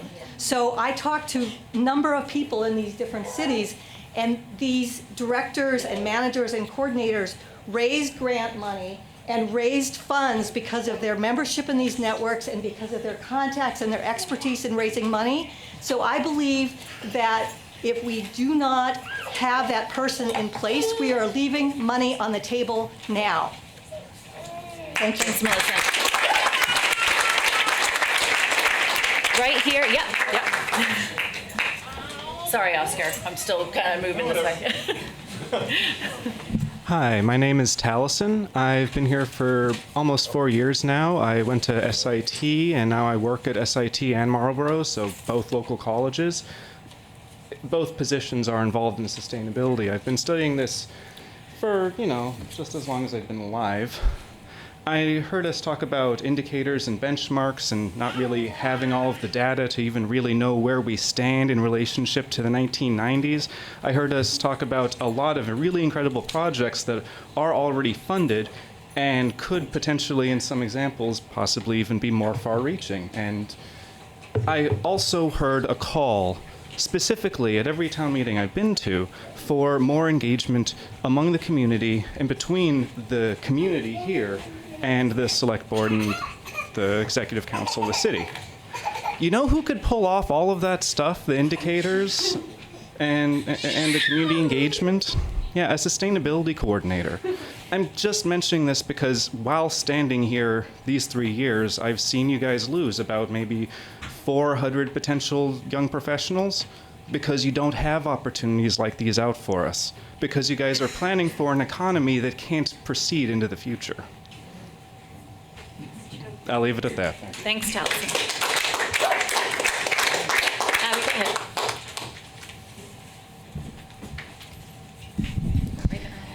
Abby Manukin, District 2. I'm a town meeting rep. I was also part of the working group that has put together a lot of the research and proposal for the sustainability coordinator. While I respect people's differing views, I do believe that the majority of people here are here in support of this position, as we've heard speaking. I think just the number of people in the select board meeting today really speaks volumes to how passionate people feel about it and how much we want action. I also want to piggyback on what was just said about how this is not just an either or. It's not like we can have a sustainability coordinator or we can move forward with projects. And in many cases, that's how it's been presented. This is and more. So we hire a sustainability coordinator, and that person leverages their funding and invests in more projects, looks for grants, brings more funding for sustainability projects to the town. So it's not an either-or situation here. I also want to talk about how while climate change affects everything, sustainability is not just about climate change, and this position is not just about climate change, and climate change is not just about energy. So a lot of what we heard with the energy audit updates, a lot of the movement that the town has been taking is really positive, and we could be doing more, and that's not it. So it's not just about carbon, it's not just about greenhouse gases. It's also about resiliency and what kind of community we want to be and how we can build a compassionate community, how climate change is not going to impact everyone equally, how we address that, how we look at the people that have really been impacted the most and figure out how we can lift them up. If we are all in boats, we rise together. And so as the seas rise, we rise together. And I think all of these issues are really important, and we can't rely on volunteers and overworked town people who are doing such amazing work. And I really want to commend all of the work that's being done, and we are not here to say that we aren't doing good work. So thank you for everything that's being done, and let's do more, and let's work together, and let's weave the web, and let's bring everybody together to the table to make this community more sustainable all around. Thank you. Thanks, Abby. Lisa? Oh! Oh, yeah. Oh, that was a big one. Oh. It's getting late. We might want to wait just 1 second. Let me let that kind of filter through. Yeah. Oh. Thank gosh we have such hard heads. Otherwise, we'd all be in trouble. Yeah. Been there. Yeah, dude. The head bump phase. I remember it like it was 6 months ago.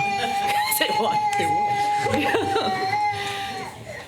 How you doing, baby? Think we can do this? Go ahead, Lucia. I think we can do this. Hi, I'm Lucia Mori. I went to Brattleboro Union High School, and I'm going to make this really short because I know we got a lot of things that we're doing here.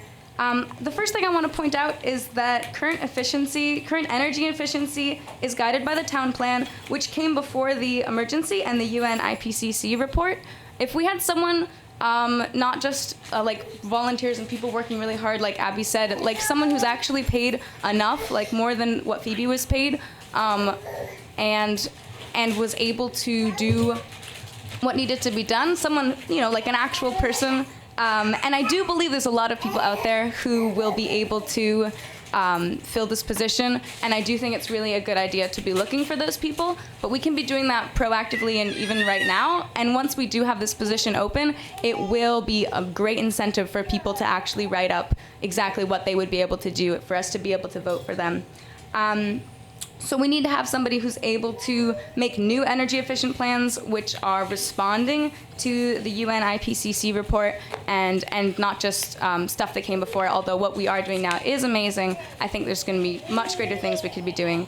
So having that placeholder, that actual person who's in place, will not only be someone that people can come to and give grants to and work with outside the community, but we, the community, I mean, if you look at the people who are here, we're not going to let this person just sit on all that money and, like, not do their job. Like, definitely the person who's going to be hired is going to be someone who goes above and beyond, works harder than what they're paid for anyways, and they're going to be bringing plenty of money into projects and into groups and into more things like the event that's happening soon to inform people and have people be able to respond in their own way at their own capacity. I think just the last thing I want to say is that my generation is going to create a really sustainable future, and it's going to be really hard and it's going to take as long as it takes, but it's up to you guys whether you start now in helping us out or whether you wait till I'm on that direct board doing what you're doing. So we're going to keep moving through comments, but just to remind us that we're going to still deliberate this here. So if you're coming up to speak, I would invite you to think about whether or not what you're about to say may have already come to our ears this evening.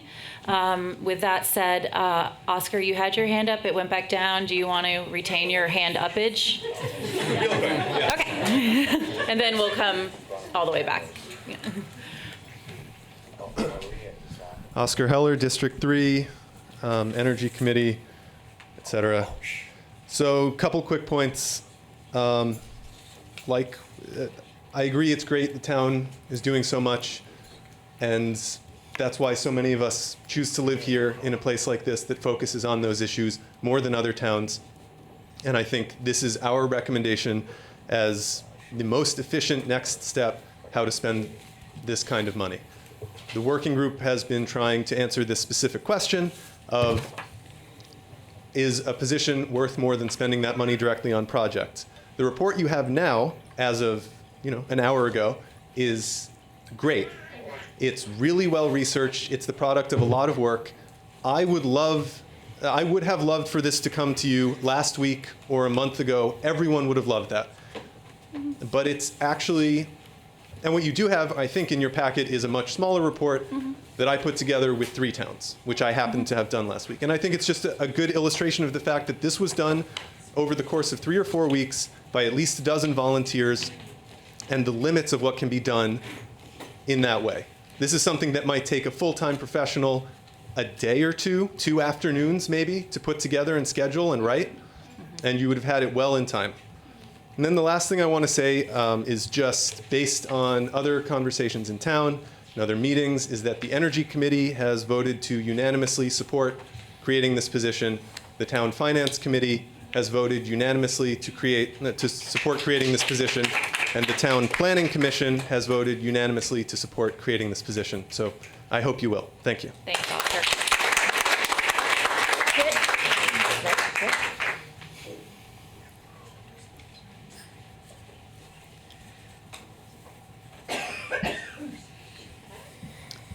Hi, my name's Kit Whalen. I live in District 1, and I came here tonight to speak briefly in support of the creation of this position. I think if I had come to speak against the creation, I would have changed my mind based on all the things we've heard here tonight. But I don't have any new facts to present. It's just really, really obvious, probably to many people who are watching this on TV as well, that we need a dedicated position. Thank you for letting so many of us speak. Oh, sorry about that. Justin. Baby. One last contribution, and then I think I'll take the girl out. Jessica Dolan, District 1 now. I've lived in all the districts. I first moved to Brattleboro in 1980 when I was 3.5 years old, and lived here until 1996, and then moved back again in my 40s, sort of coming back and forth and finally settled here now. Recently, in the postpartum sort of doldrums, I was sitting in the co-op cafeteria, and I think she was not an octogenarian, but what's the 90s? Nuptogenarian? Oh, no. Nonagen? Anyway, I was sitting with my baby, and she started to talk to me. She was really compelled by my daughter, like a lot of wonderful people here are. And I said, well, what do you think about this place in terms of settling to raise my child here? I grew up here, but I'm sort of still on the fence. And she said, well, she's like, I'm not going to see this now because I'm pretty old. But this is going to be waterfront property, so you might as well invest.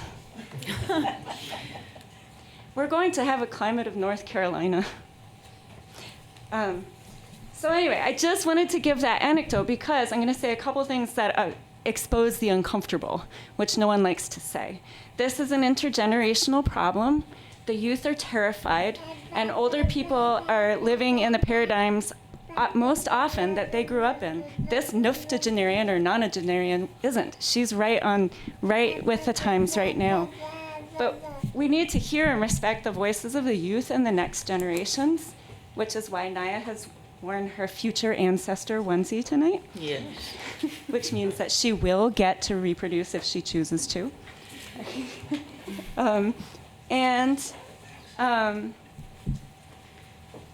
Sorry, I went off topic there a little bit.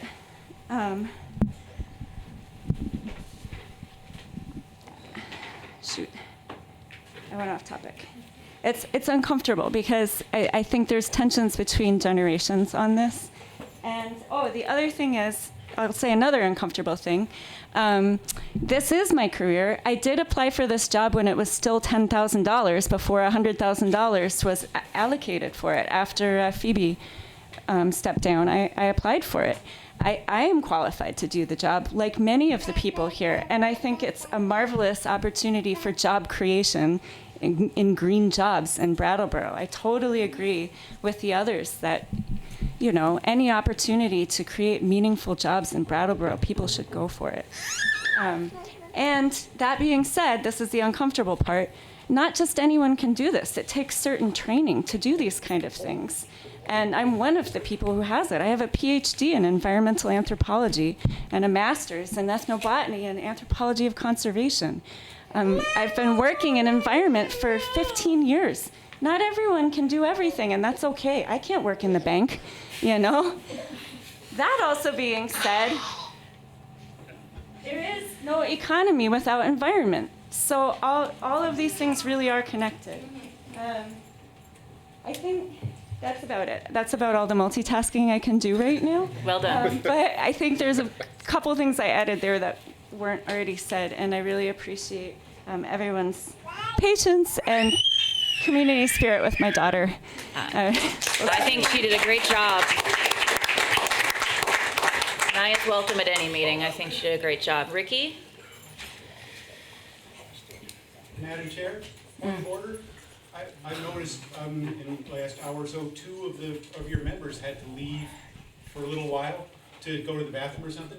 Maybe there could be a recess. I think I'd rather, unless we're all dying in here with our legs crossed with the amount we have on the agenda, I'd rather us tough it out. Sorry, I'm tough like that.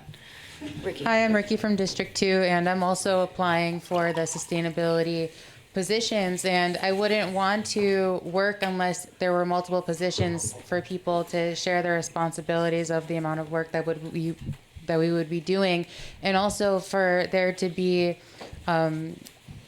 clarification about the position to accommodate people with disabilities that are dependent on SSDI, because the maximum they're allowed to earn and still receive SSDI, Social Security disability income that they're dependent on, is $1,100 a month.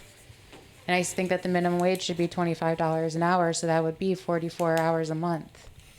So thank you for your consideration in that. And a huge part of what I want to offer towards this position is us developing our own currency that would be fair trade and egalitarian, that would have the same currency value and exchange to every other nation, whether it's the US dollar or the Swiss franc. Because that is a way we can start paying people ethically and really invest into sustainable energy efforts. Thanks, Vicky. Yes. Thank you. Amen.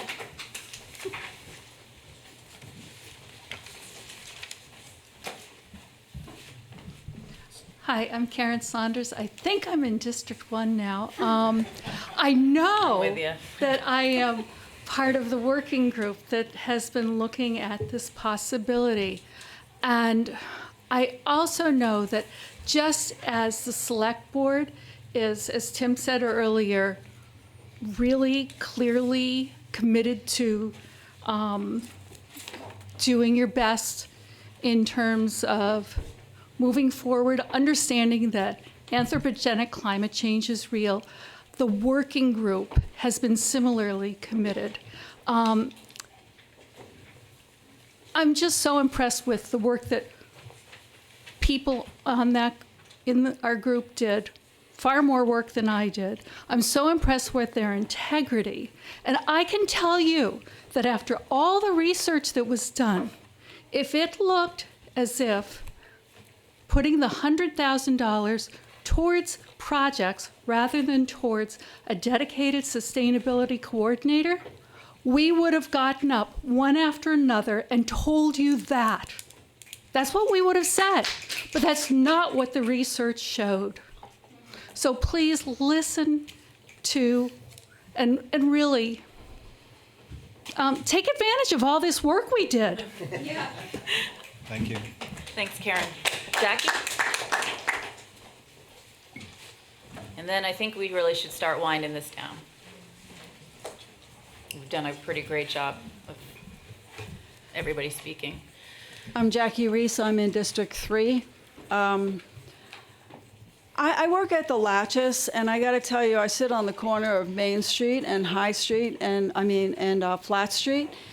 The water coming down in the last couple of rainstorms has been enormous. I know there are videos of out there, but that water comes down, it hits right, and it takes a right on Flat Street. And I'm reminded of how much damage was done to my building, to the Latches building. We lost a couple of businesses there, restaurants that people still come in and ask me for, where's that restaurant? Did you have a restaurant here? The effect of climate change on this town is enormous. I don't care how small of a town we are. That doesn't matter. The effect of climate change on this town is enormous. So that said, By joining the Paris Climate Accord, we stated our town's commitment to be in the forefront of the collaborative movement that is working to turn this ship around. That is best accomplished with a dedicated, fully informed person at the helm. You have a lot of people on a ship who keep it going in the right direction. If you don't have a captain, where are you going to go? You're going to go here, you're going to go there. You need a captain. You need a person at the helm. We have wonderful people already working in this town.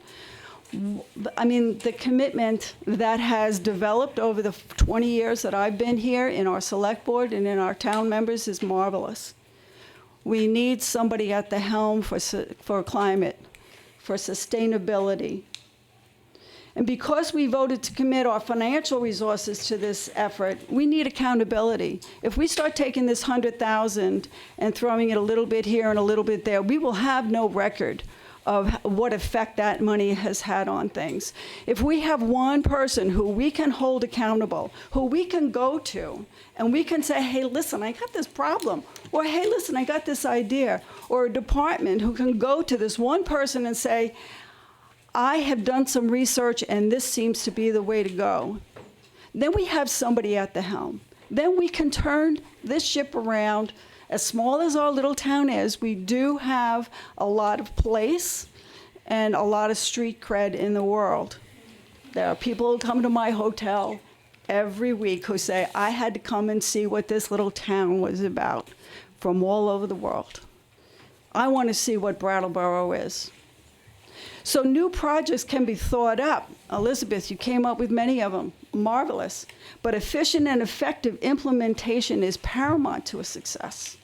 A sustainability coordinator will have access to a national and international information base and expertise, so we don't have to reinvent the wheel. We don't have time.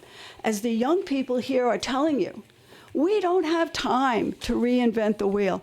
We don't have time for a dozen or two inexperienced people to go and research things. We need somebody who's there. This is a movement that's already happening in the world, and we need to put our full strength and commitment into where it is already, where it is now. If we're going to have an effect, we got to get behind it. We got to ride that wave. A sustainability coordinator will have the time and knowledge and will be able to access what's needed for Brattleboro to put our resources to their most effective use. What we have done so far seems pretty good, as people have said. But as other people have said, this is a long-term commitment with the highest stakes of our lives, and the stakes are our lives. Thanks, Jackie.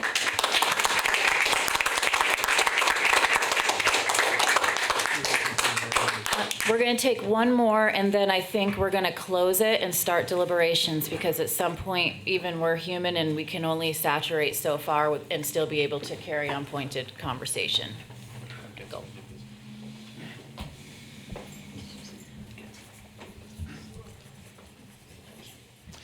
Good evening, Franz Reichsman, District 2 Town Meeting Representative and Chair of the Representative Town Meeting Finance Committee. I want to start by apologizing for the whereases, Oh, no. which Tim took me to issue on. But I think the whereases do indicate to some extent how seriously the Finance Committee took this resolution, that we put it into more formal language than we might otherwise have done. The resolution also does indicate a couple of areas that we thought were particularly important. So I'll read the resolution from the Finance Committee. Whereas Representative Town Meeting voted in March 2019 to fund energy and sustainability efforts within the town, and whereas the discussion at town meeting indicated the body's support for establishing the position of sustainability coordinator, and whereas there are concerns about the lack of a clear definition of sustainability, Therefore, the representative town meeting finance committee resolves that the select board should create and fund the position of sustainability coordinator for the town, and that the select board should provide guidance as to what sustainability means in relation to this position. And I should also report that it was a unanimous vote by the committee members who were there, and that they requested that their names be individually attached to the resolution when it was publicized. And so I will say that those people are, in addition to myself, Connor Floyd, Maya Hasegawa, Oscar Heller, and David Levenbach. And so I guess that's it, but we meant each one of those whereases pretty seriously and look to the select board for leadership in pursuing this matter. Thank you. Thank you. Okay. Thank you. At this point, we're going to close public participation as soon as, Tim? Since the request for a declaration of climate emergency really flows from this, may I suggest that it come next? There's a reason that we had to have it later on, and that is because it is technically not unfinished business, because it actually wasn't an expected item. But thank you for bringing that up so I could answer it publicly. Okay. What I missed? Everything. We already voted. You're done. Franz apologized to you, actually. Franz read the, Oh. yeah, Sorry, so, Brent. whereas. Then may I suggest that the declaration of climate Tim, would you come to the mic emergency so the people at home can hear you, please? Yeah, and then we're gonna, but probably we're not gonna move that item, just as a heads up. We're just- Tim Maceo, Brattleboro. My request is to move it at least to the first item of new business. You can consider that. Okay. I heard. Okay. So I'm going to remind the public that just as people on the board may have heard things that made their heads feel like they were going to explode for the last 40 minutes, you guys are going to hear things that are going to make your heads want to explode up here, and I'm going to ask that we all that we don't interrupt each other, basically, during this process. David. Well, thanks for coming. I hope you come back next week and the week after. Next meeting, though, not next week. I think a lot of really great information was shared here. And when I missed the previous meeting, so I watched it. And I thought, well, we had a lot of conversation there, and we had conversations at town meeting, so do we really need to go through it all again, or can we just make a motion and vote? But I'm glad I was wrong. I'm glad that we did this, and thank you again for coming. My view is still the way it always was. I actually was the person that got Mike and Tom Franks and Jason Cooper together to start looking into sustainability coordinator definitions and job descriptions and stuff, which led to all of this. So I pretty much see that as the need. But I want to just say this community is facing unprecedented scale and unprecedented variety of challenges, well beyond climate change. And our staff is overstressed in trying to keep track of it all and keep order, keep things moving. And we're not managing those challenges. We're not getting it done. And the staff will clearly support that. And it's a real burden. Having a person in this position it won't be the same. A lot of people have said this before. I just want to reinforce it. I want to use the language that's in the position summary that I hope is going to guide the development of this position. This person is going to be building capacity and relationships with a variety of entities, including other public agencies, civic organizations, community and faith-based organizations, businesses, philanthropic organizations, and community residents. And it's going to be done in the context of social justice, which is pretty much what has to happen for it to be effective. The town can't do it. All of these different organizations are already trying to do it, and they're not doing it. There has to be somebody that can pull it together, and somebody that can build the capacity and the relationships that are necessary to get this, to make progress in this area. So Peter wrote a memo for the July 2nd meeting, and it's in the binders. I don't know if you all have it, but it talks about the history that he gave. And at the bottom, there's a sentence about if the select board was to approve it, and then some other things. And what I'd like to do is change some of the words on that so Jan won't have to write it all down. And I'd like to move that the select board approve the creation of a sustainability coordinator position and direct staff to use the position summary document as the basis for the final job description and promptly commence recruitment for this position. So that's my motion. So generally, we let everybody speak and then we make a motion. Are you wanting to cut through that and just make your motion right now? Yeah. Well, I didn't get to participate in the first one. I would have made it at that meeting instead. There's no reason that people can't continue. We do it this way because we can talk about it and then have a motion, or we can have a motion. We can and have technically have the motion and then have the discussion before we vote. So is that what you're wanting to do? We'll discuss it after you make the motion. Oh, yeah. Right, so you made the motion. Yeah. So now we're going to discuss. Yeah. Excellent. Shall I just move down the table for our first round of discussion? It's up to you. Did you get everything that you need to get? No, Dave's going to give it to me. Okay, great. Tim? Oh, well. You want to try to do it down the table, or? Oh, no, I want to do it down the table. Oh, boy. And then we can bounce around and Okay. talk, because I like it orderly at first. Okay. Okay. So I'm going to just point out something that some people won't like hearing because it doesn't really fit in with a lot of what's been talked about here tonight. And I know I'll be the bad guy. I'm not going to go into my view of what happened at representative town meeting because I made a letter to the editor. A lot of people read that. I do believe that it is not a slam dunk that everybody at town meeting wanted a sustainability coordinator, and I have very good evidence for that. I do also want to point out that the actual article passed reads as that the town raise and appropriate the sum of the new amount, $100,000, to be added to the fiscal year 20 budget and to be spent at the select board's discretion for energy efficiency and or sustainability purposes. That is what was passed. Now, there was quite a bit of discussion about a sustainability coordinator, and you all know that it was first 10,000. It was raised to 50,000. Then Peter was asked, "Is that enough for a position?" He said, "Probably not." So it was doubled to 100,000.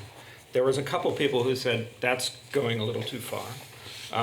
Some more people talked about the sustainability coordinator being very important, and a lot of people talked about how the emotion of it, a lot of passion we heard tonight, the word that you used, Abby.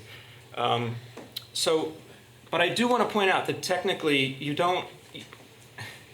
you could have talked about everybody needing to wear purple pants on Friday, but that doesn't change the actual article, okay? So it's the difference between the passion and the emotion that we all saw at RTM and what we're doing here tonight is that we are charged with actually making it work. We don't have the luxury to speak with the passion, and we can if we want, but it's our job to make it work on a financial basis for our taxpayers. That's our job. That's basically what we do up here. And so we have to figure out how to make it work for everybody in our community. And there's going to be people in our community that don't believe in climate change, and I'm totally okay with that. I don't agree with that. And I'm going to use I've been elected, and I think people trust that I'm going to use the power that I think we have here in town to help with our climate situation. We'll get into emergency versus crisis later. So that's just my little preamble. I really don't like it if people are changing what actually happened in town meeting because it's a very important process to keep democracy going forward. Somebody said, "We're tired of talking about it and we demand," or something like that earlier today. I don't have it right in front of me. Well, that's absolutely what we need to be doing. We need to be, in a democratic way, deciding this decision. We have to do it that way. That's just the way it works. You don't throw out democracy and then demand something and it happens, in my belief. when you take all of the energy and sustainability actions that this town has accomplished over the last 10 years, it's quite a list. And it would be an impressive resume for any town sustainability coordinator. But we did this all without a dedicated staff person up until this point. Brattleboro has accomplished all of these great things and essentially saved, if we have not been paying this coordinator, close to $1 million in 10 years when you think about it. So all without a dedicated staff person to take credit for ideas that began organically, democratically, harnessing grants and incentives from all over. Just last week, last meeting, when there was a big show in front of us, later that same meeting, less than an hour away, we passed something that was a huge movement forward, which was energy savings over at our skating rink. And that was $80-something thousand. So right there's a big ticket item that we're watching this ship. We are steering this ship, and we are your democratically elected board that is doing that right now. So my point is that, sometimes these ideas come from DPW. One of the DPW staff might realize that there's a way to reel back on the salt and save that way. There might be a library staff person who understands that you can have motion sensor lights and not have the lights on all the time in the children's room. There's an organic process and a democratic process that all of these decisions have been being made over and over again. And I was lucky enough recently to be a fly on the wall in one of Peter's staff meetings. And it's a staff meeting of a lot of people. It's like 15 leaders in town. And I got to see personally how they make decisions. And they all help each other, and it's a very collaborative, wonderful process. One of my concerns is that this is going to feel really good for our community to have somebody who's steering the ship, as someone said. But I don't like the idea of handing the keys over to somebody and feeling like our job is done. We've done enough for climate change here. I think that's misleading to the facts on the ground. And the facts on the ground are that we have a very limited scope of money to make changes. And then I know it's not all about money, but again, that's what we do. We worry about money and taxes and not driving people out of our community that they love so much, for instance. So I'm going to skip a bunch of stuff, but I think that a lot of what's been going on is a ready, fire, aim attitude. Okay, a constituent of mine used that phrase, and I've heard it before, but I thought it was really... You. What? That was my quote. Oh, okay, there he is. Thanks for coming. Okay. Tell me your name, because I'm all like... It's Ralph. Ralph Buchanan. Oh, sorry. I didn't mean to use your last name if you didn't want me to. I believe that the community member group, is that what it's been called? Began with the assumption that a coordinator would be better for money than money for projects. And they didn't investigate which would be better for Brattleboro, and I think that's our job here. I believe that a little bit of reverse engineering into this document happened. The Finance Committee strangely recommended that we approve the position, but then do the work of figuring out what we want the position to do. Have you ever heard of somebody deciding they need a position, but then deciding what the position should do? Yeah. Okay, that was rhetorical, but thank you for the participation. You need somebody to help you think about it. Okay, so I'll just talk. I'll be done soon, Jackie. I promise you. The Planning Commission did something similar. They passed a motion to show their support of the coordinator position. Then their next two meetings produced a document that recommended a sustainability plan, something that we could do as a community, not hand a single individual to do necessarily. I believe in making a plan, and I think making that plan is a community effort that we should all be involved with, not just say, here's the keys to our ship. Fantastic person who, by the way, doesn't exist yet. We don't know who this person might be. So I'm urging us not to go ready, fire, aim. I'm urging us to go ready, aim, fire, and really nail what we need for this town. I'm fantastically impressed by whatever was handed to us by Tony, right? And Millicent, I think, did most of the work. And I haven't even read it yet, obviously.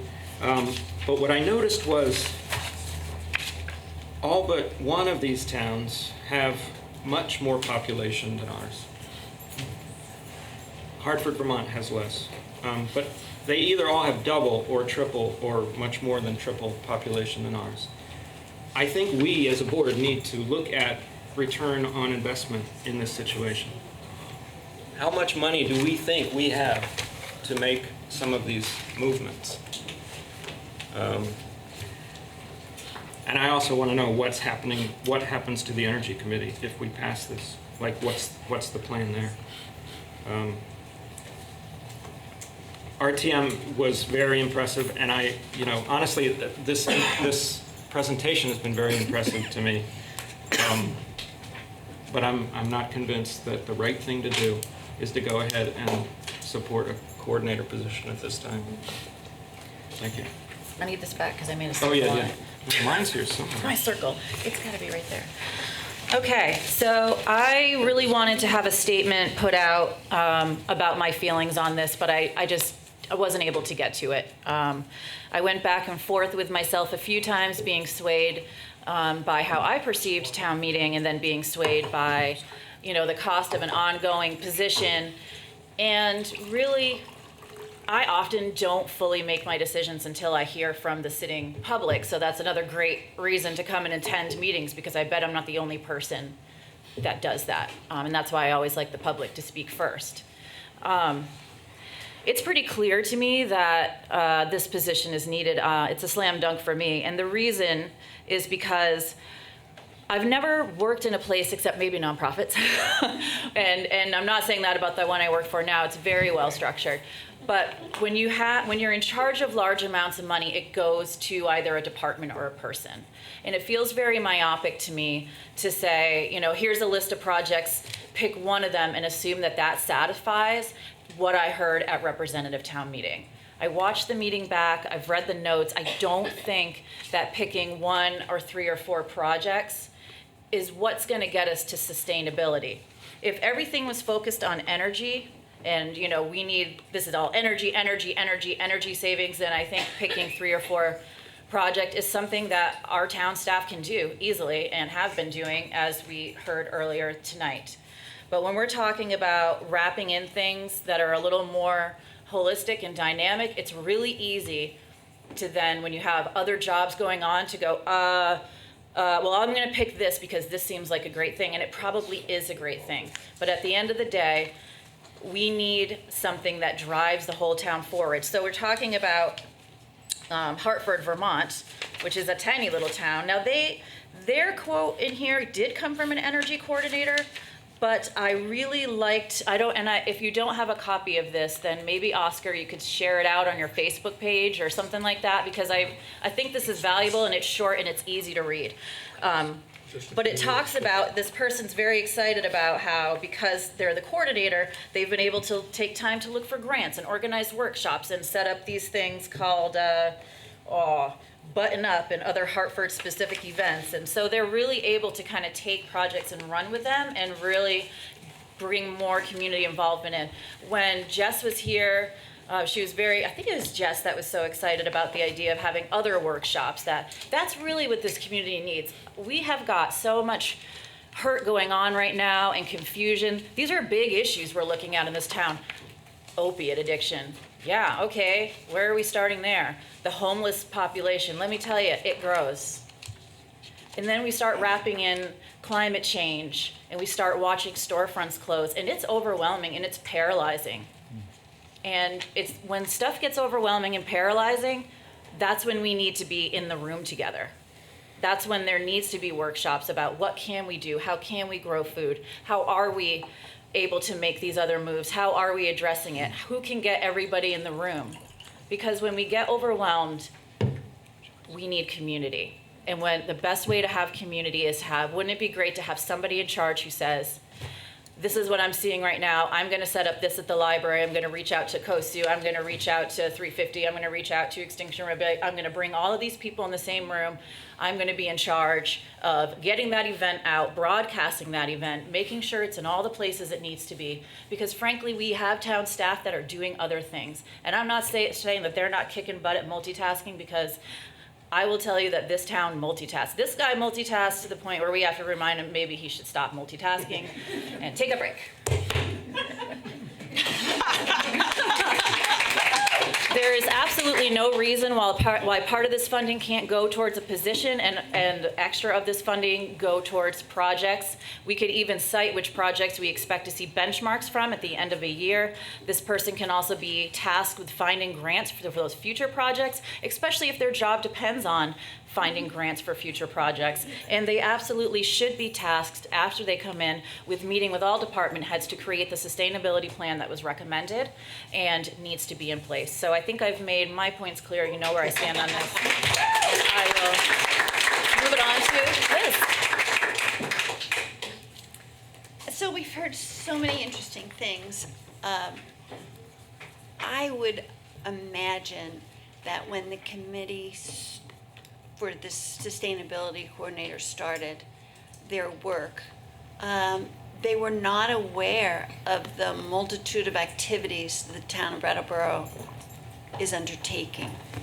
And I was particularly impressed by one of the people speaking tonight talked about, well, we need to have perhaps an independent contractor to create a plan. Well, that's exactly what the select board did in 2006. They hired an independent energy contractor to create this audit to the tune of $1.4 million to spend on, energy and sustainability actions.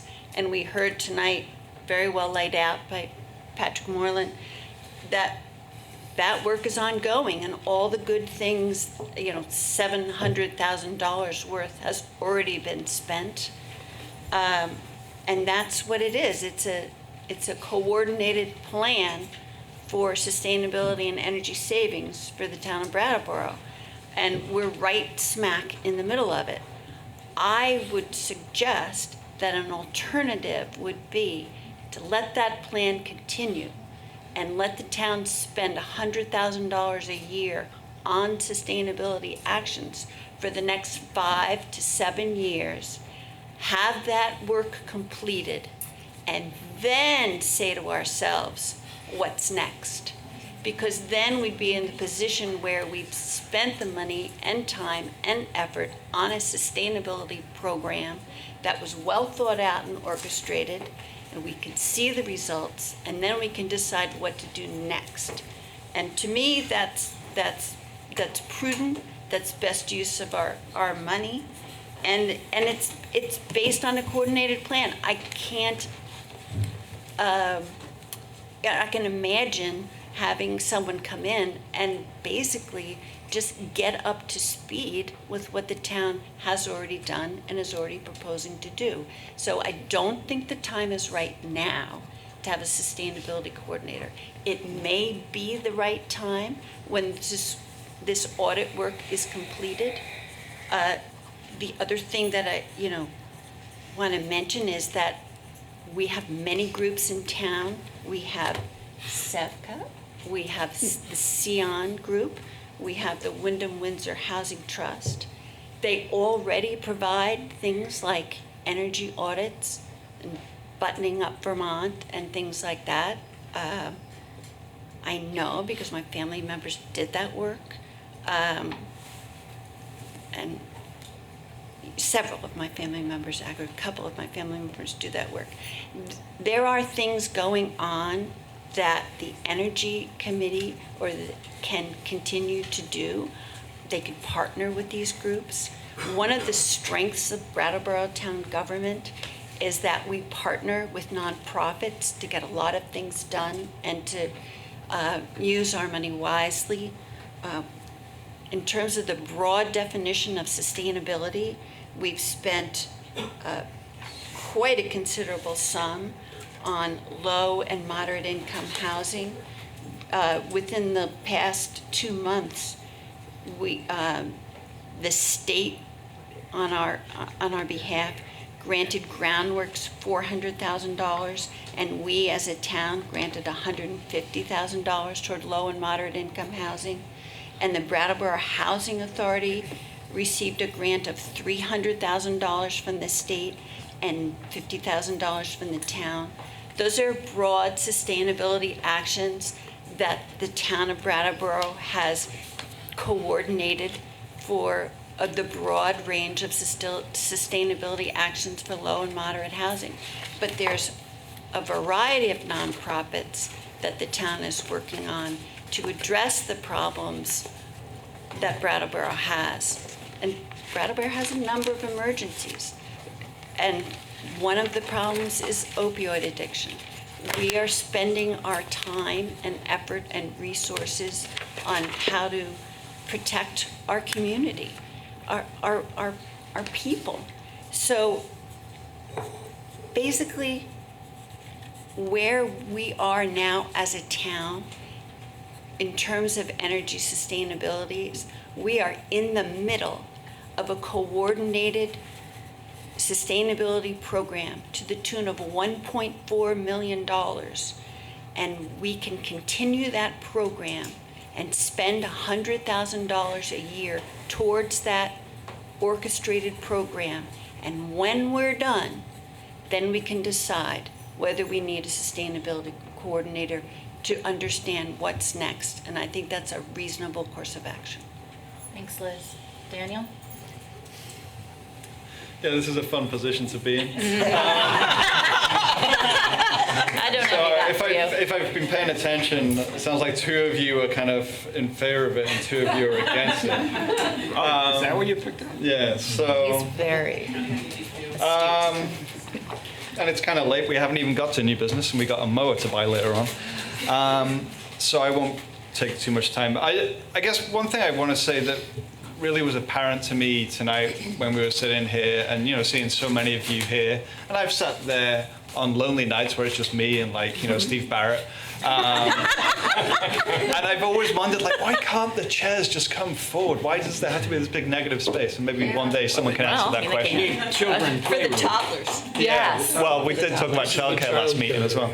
And so I was really struck by, like, the level of interest in coming to a meeting on a Tuesday night after what was probably a long day for most of you. It's been a long day for me too. And so I'm really proud of our town and the level of engagement that there is in our town, whether or not you're in agreement with me or Tim or whoever, or, you know, none of us. You know, and like, that isn't just about what happened in this room tonight, but it's also about what's been going on in this town for the years that I've lived here. You know, we have a vibrant democracy, and that's, you know, I think one of the ways that we will continue to be a resilient community.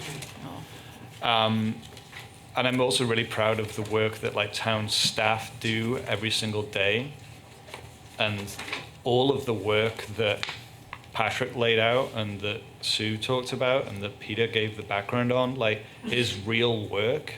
And whether or not it's at the scale of the work that you want to see being done, that's for you to decide, but it doesn't mean that it was nothing, right? Like, it was real work.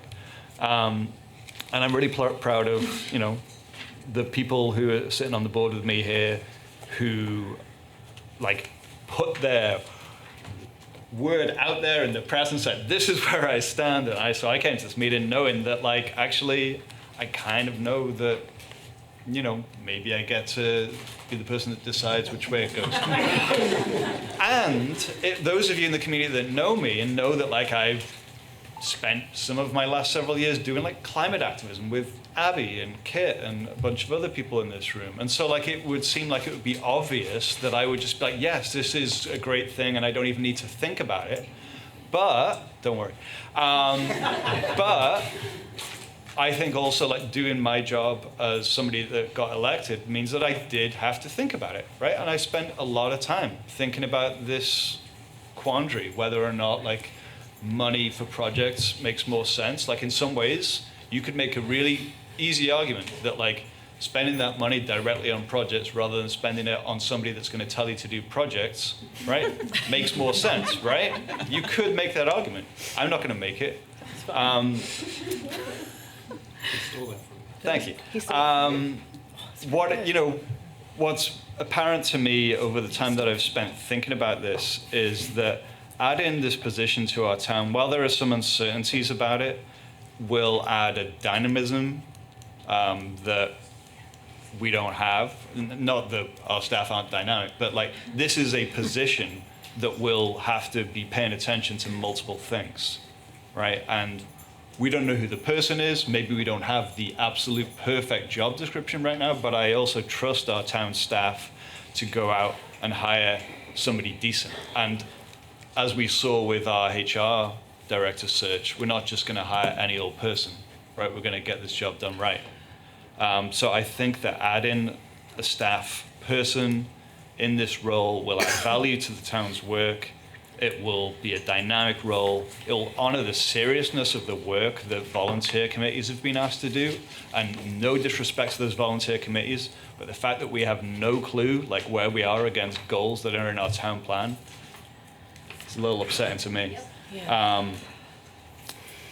I think that one of the kind of unspoken things, like one of the tensions I think in this question is we're kind of saying, well, it's not just 100,000, in 1 year, in one fiscal year. It's a chunk of money forever, right? Unless we like give that person 1 year and then fire them if they didn't do the job that we wanted, right? So we're really saying it's a continued investment.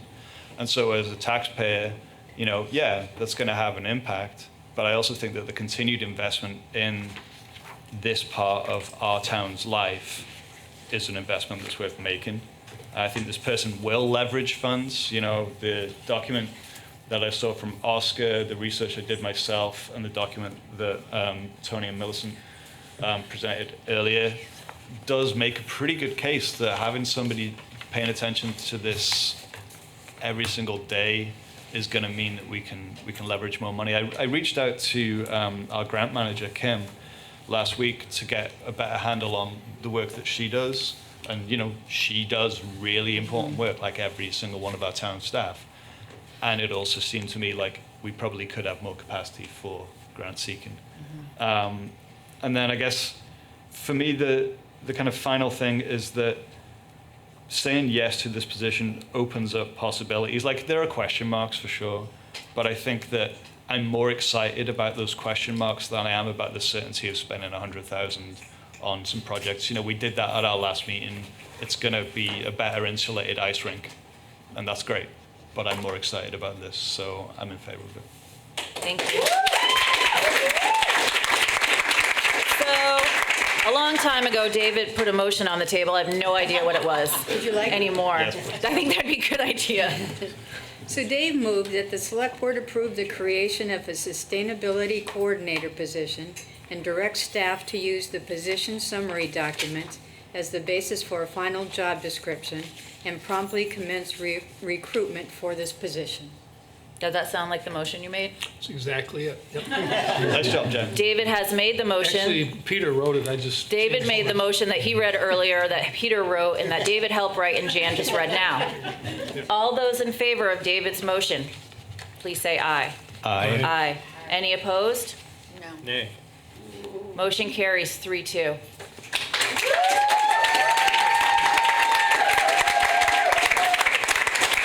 Now, does anybody on the board think we need to take a break? Yes. Sure. We'll take a 5-minute break. Thanks for the kitty. It's a dirty kitty. I should have not given it to her. So we will be back here before 9:05. So think like 9:03. Now we're on. Back in session. What are we doing? Oh, actually, board members. Yes. I have had a couple requests. We still have old business. We still have old business, but I've had a couple requests in new business for some movement that I want us to keep in the back of our mind. I've had a request for the Small Business Association loan program to move up and also the climate emergency. And since that one will probably be longer, I ran all the way down here from the bathroom in heels. I was just keep in the back of your mind the idea of maybe moving the loan and then the climate. I would like us to make sure that we get all of the stuff done that is like an Yeah. action that needs to be taken so that Yeah. the town's operations continue in a seamless Right. fashion. So we're still on unfinished business, and we are right now moving on to item B, which is the potential appointment of a charter review commission. We're pretty sure we can do that, right? Move it after the meeting has begun? Just shuffling numbers, yeah. You can move items on the agenda. Good. Just don't want to hear from the, secretary. Spoon's already here, he'll let us know, and so is Kurt. So. Okay, so Charter Review Commission, this is continued discussion, which is somewhere in here. All right, Peter, do you want to remind us of where we are? Sure. So at the June. Yeah. Whatever the second meeting in June was, I believe it was the 11th? 18th maybe. But in any case, the second June meeting, you gave initial consideration to a request that had been submitted to you from Spoon Agave in mid-May. And you had with Mr. Agave's letter a memorandum from me that outlined some steps that I thought if you were inclined to move forward with this, which is the question of the evening, some steps that I thought you ought to take in order to move forward with it in an orderly manner. And I can go through those in greater detail if you want, but they've been in writing since June. Yeah, I think it's You fine. had some initial consideration of this at that June meeting. You decided that evening when there was not a full select board present that you would wait for when there was a full select board present. And this is the first opportunity we've had for that. And so you would have further consideration of that matter this evening. I know that Mr. Agave is here. Don't know if you want to hear from him further, or if he Not has something quite more yet. to add to it. We need your direction about how you wish to proceed. I think he's over there. He's here, I promise. Are there members of the board who want to start this conversation, who have initial thoughts that want to jumpstart this conversation? We've had, as he said, this letters from May. Our first meeting about it was in June. Do people feel like they're up to speed on the notes that Peter has given us under the recommendation section? Yeah, I feel up to speed. And otherwise, we can have Spoon jumpstart us. Well, I have questions for Spoon. Why don't you sit at the table, Spoon? Would you like to? If you are fine. You are cordially invited to sit at our fancy table on the side. Very much. You're welcome. You don't have to stand at the They meeting. say in town meeting you're Because I think it's just going to be interrogated easier that way. if you should choose to be so. You're so fancy. All right, Daniel. Hey, Spoon. I guess I'm kind of curious. I've heard tell of this, but I've never seen it. So, pardon my ignorance. How many people were involved in the last review commission?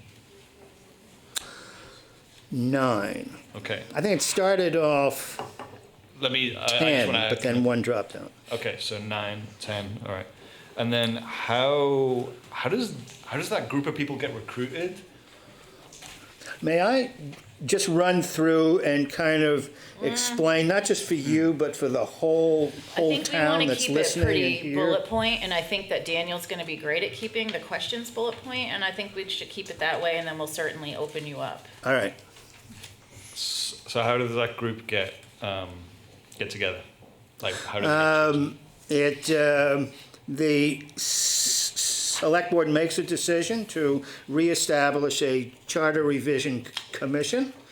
It develops a process by which that will end in appointments being made.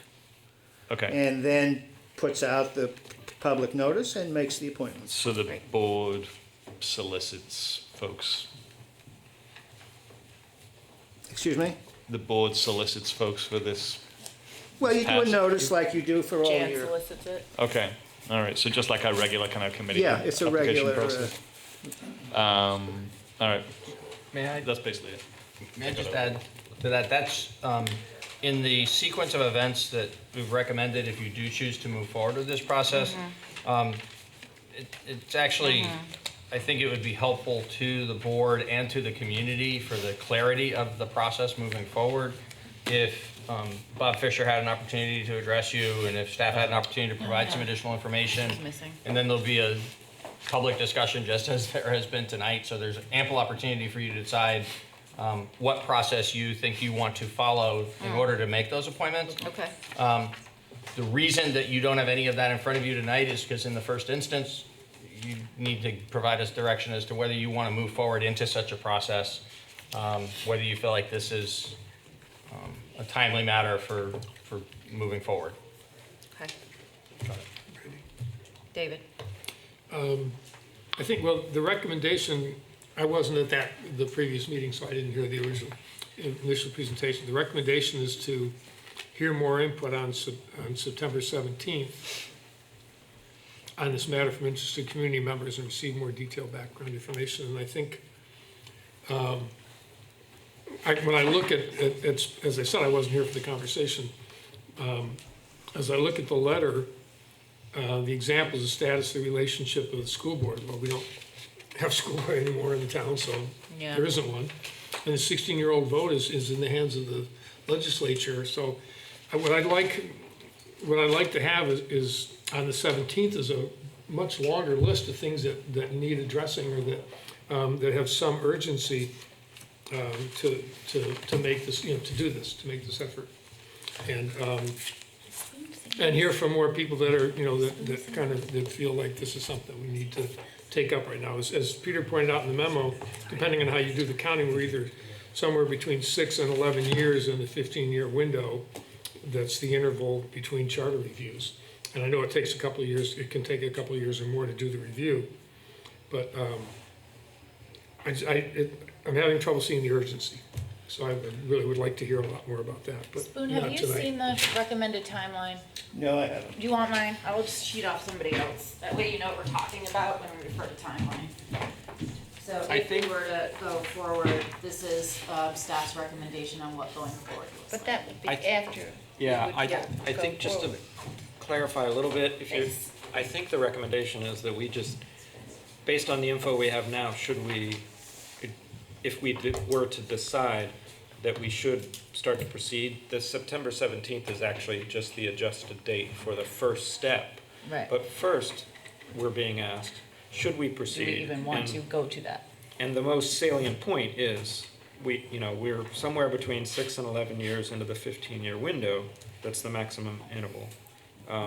Do we feel like we have to kick this process off now? Or is it something for the next year or the following? And I don't have enough information to decide yes or no on that. I need to hear That was more. just clarification, right? Yeah, I think that was good. I was fine with it. I mean, I'm fine.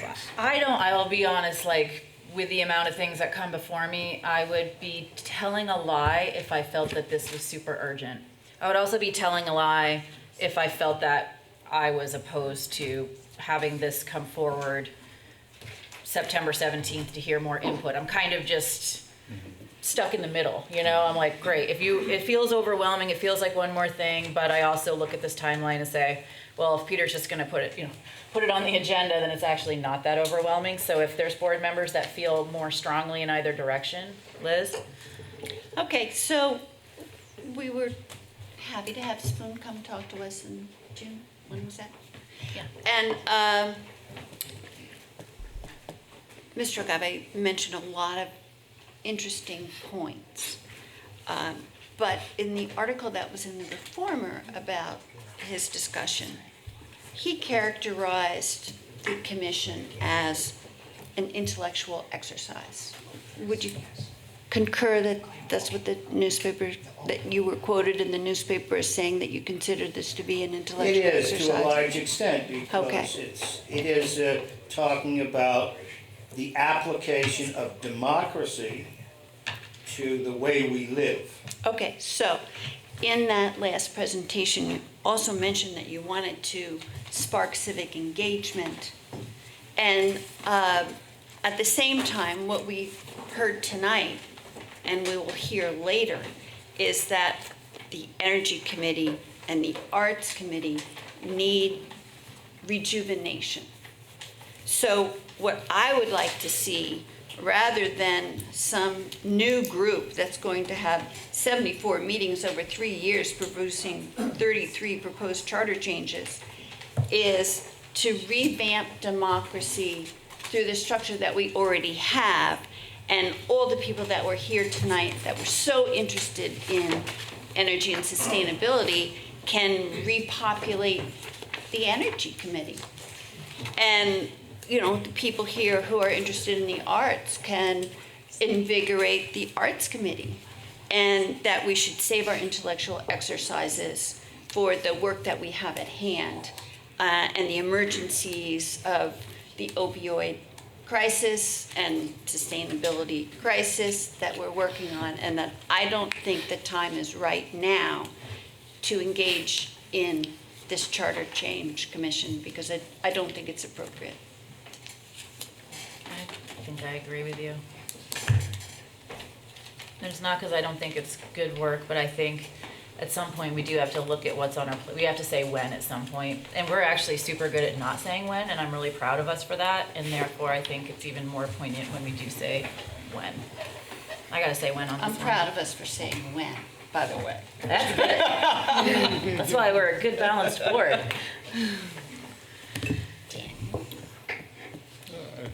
Oh, I was just going to say, I pretty much concur, but I am definitely feeling, I mean, you're all stuck with me until 2022, unfortunately. But, so this should be happening soon. I just don't feel like this year is necessary. And the other previous points about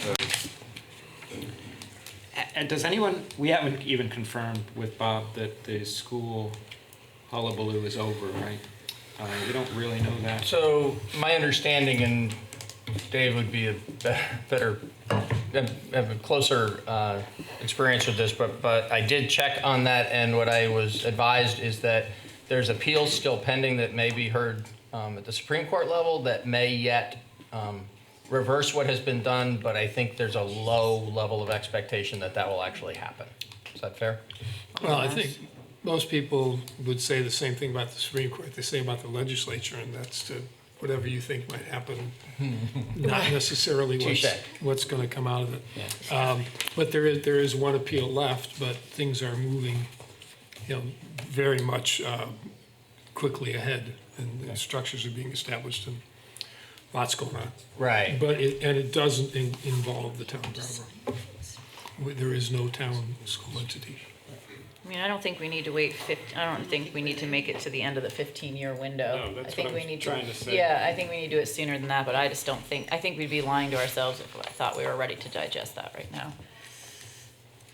All right, does anybody, what's required here? A motion, a vote, more discussion? People, members of the public want to speak on this? There'd be a motion required if you wanted to move it ahead. Got it. If you choose not to move it ahead, then you're kind of announcing that outcome to the public. Did anybody come here tonight to speak for this topic? Come on forward. First time up tonight, so introduce yourself. Well, you should anyways, but. Hi, my name's Mark. I don't know what district I live in. Before elections, I just ask a teenager. And thank you for mentioning the youth vote that still has not been approved by the legislature. We should all get on that. On that point, and what you mentioned about the groundswell of interest in arts and environment lately, I think at a time when there is this groundswell of interest in civic participation is the perfect time to call a commission like this together. I don't think people who are interested in the arts are going to flock to constitutional work or ditto with the climate.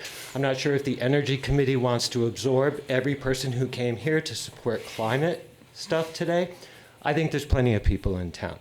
I think this is the perfect time to do this work, and it will just add to a groundswell of what we got going on here. And from what I understand, I haven't researched it exactly, but there's plenty to talk about. I agree 15 years is a little bit too long. I think that was put in just to force towns to do it. this is not the kind of work that, especially current government structures or employees are necessarily naturally inclined to want to throw their job description up in the air to this. I think you've just mentioned this is like a 3-year process being proposed, so I don't understand why it's being addressed as something that will have to be done right now. This is just kicking off a process that you say, well, maybe in a little while we'll be ready for this. Well, this will be happening that entire time. So maybe when this period of this time of readiness you've been referencing will be just about the time where the proposals are coming forward. I think it's an excellent idea. I understand why you're exhausted with this meeting. I definitely understand why you're exhausted with the amount of work you have to do. I'm not clear that you as individuals will have to do much work other than approve this, because again, I don't know the process. I don't know if you're required to be on that commission. If you're not, I'd say you just defer to democracy and democratic process. Take the vote, let it kick off, let it do its work. So there's plenty of people who would want to be on it. Well, I like that idea too. So I support it. I'm just confused now. In my opinion, it's frankly more about staff time than it is Oh, about okay. board time. Yeah. It's a huge amount of staff time. Thank you for adding that in, Tim, because I thought that was a pretty good argument too. If we feel taxed, it's because our employees are also very taxed. Sure. And I don't think a strong enough argument that we need to kick it off very well before the 15 years is resignation. Could you detail this? You just claimed that there's a lot of staff. What exactly is the staff working in reference to? Do you want to answer that, Peter? Well, we So- could hire a new person just to attend it. Oh, Liz, you're so naughty. I can take that deeper dive with you right now if you'd like. That's actually what I was suggesting, was if you have interest in the idea, that we have an orderly discussion of that when we've had proper preparation, when there's some information out into the public, Okay. when folks have been invited to come and be part of the conversation, just like folks knew to come tonight about Yep. sustainability. So I'm trying not to be unhelpful here, but I actually think it would be better if you'd like to have that fuller conversation about this, that we do it on September 17th. Yes. All right. I guess I have recently learned from Spoon that you're going to be away for some time. I will not be around. Well, then we should schedule it for a time when you When are you would going be to be present. back? Shall we work on that and get back to the board? Would that be better? What's happening here? We're trying to find a day to get to, for you to come back with, you just said there are a whole lot of things to talk about. Bring a list of what those things are so that we can see a more complex list or a more complete list of why this needs to go on. Based on the But paper I gave you. I would like to say what I came to say, partly because I have taken a lot of time to think about what I was going to say. You invited me to speak to you about this issue, and I would like to share with that. Plus, the things I am going to say will affect how you think about this from here on out, and the rest of the town. Kick it off then. Well pointed. Okay? Yep. Go for it. Number one, you're going to realize as soon as I begin to speak about why I characterize this as sort of an intellectual exercise. Because we are all here as a result of one premise that was stated in our Declaration of Independence, that the people have the inalienable right to determine how they will be governed. And what followed from that is the inalienable right, I'm not sure that's the right word, but all the power belongs to the people of this community. And the people get together with that in mind, and they write a charter.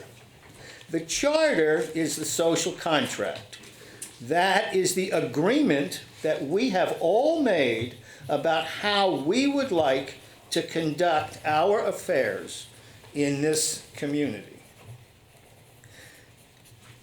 The power of the people never diminishes. It cannot be given up. one could believe it cannot be given up even morally, any more than you can give up your freedom. As a human being, you are born with the right to be free. You can't give that up. It can be taken from you, but you can't give it up. And so the charter is this agreement about how, and so we decide in this charter how we will run it. We decide that there will be a select board, that it will be 5 people, that they will have exact, precise terms, how they will get elected, what power they will have and won't have, because we as the people delegate that power. We do not give it away, we delegate it.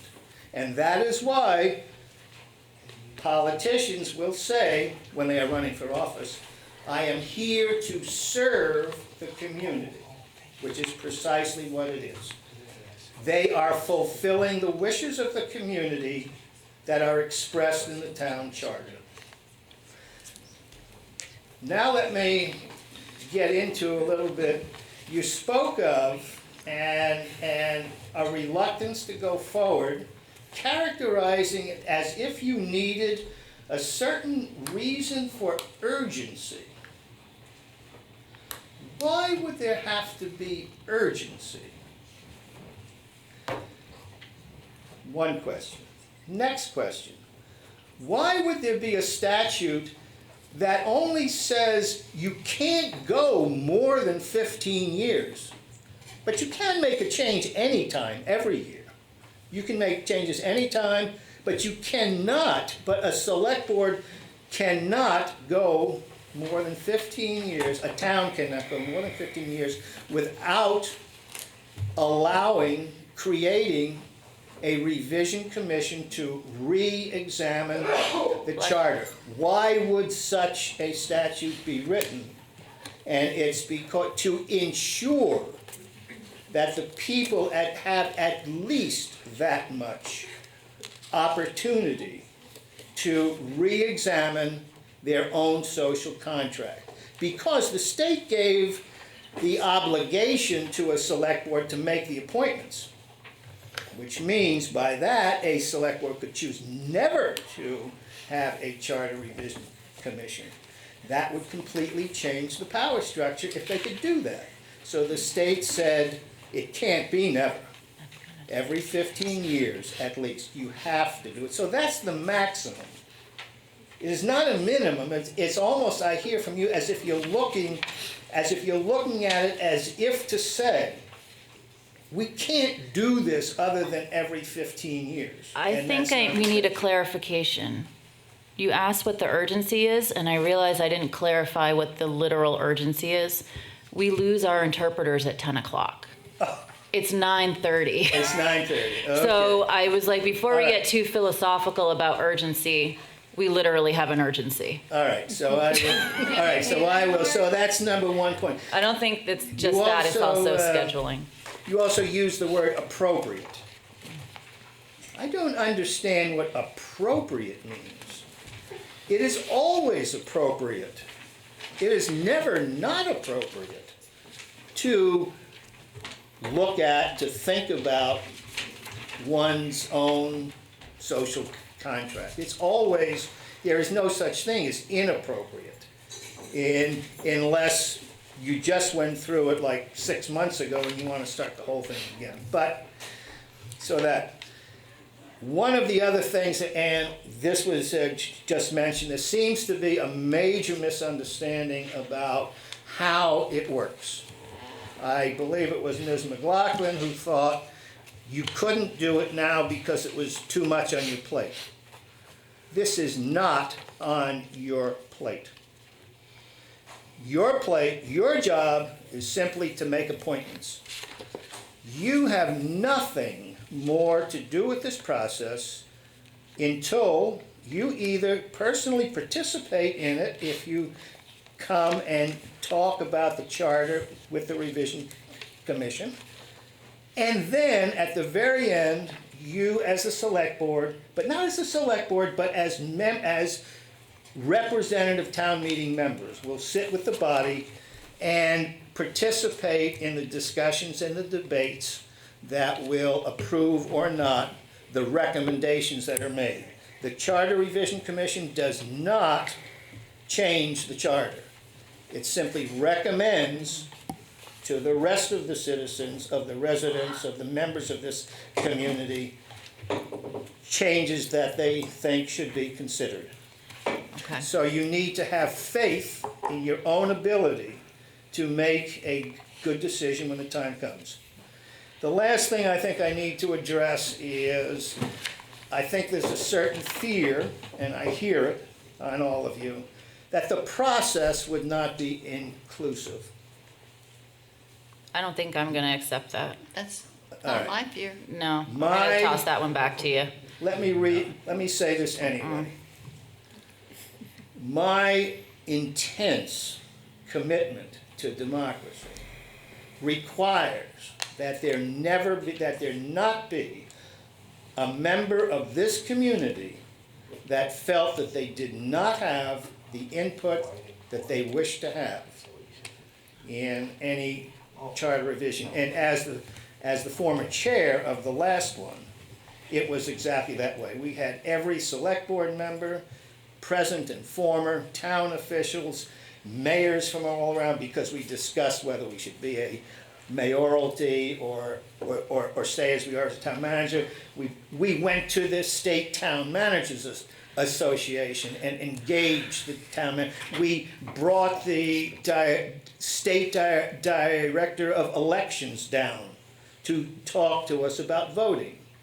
And we couldn't have bent over backwards more, and I would never allow it to be any less. I fully believe that. I don't think any of us doubt No, that. thank you.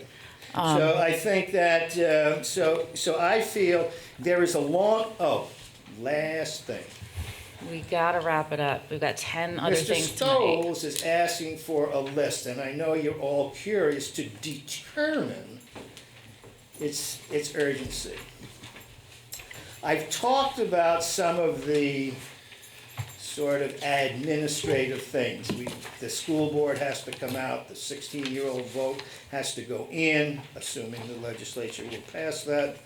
And there's a fair number. All of this started, by the way, through a long series of discussions with the town moderator, who needed clarification in the charter about the Human Rights Committee, not the Human Rights, what is it, the Human Affairs Committee, and about the Finance Committee, and there was a whole list of sort of administrative or operational changes that he felt was important to make in the charter to get the town meeting to run smoother. And then as we went on and talked further and further and further, many more issues began to pop up and blossom. I'm reluctant to provide a list, which is now about 25 items long, that they could be discussing, for the same reason that you don't like, when you say you want to look at the problems, you don't want to begin naming everyone, because then you've got everybody trying to decide on what to do based on, well, I like this issue, but I don't like that issue.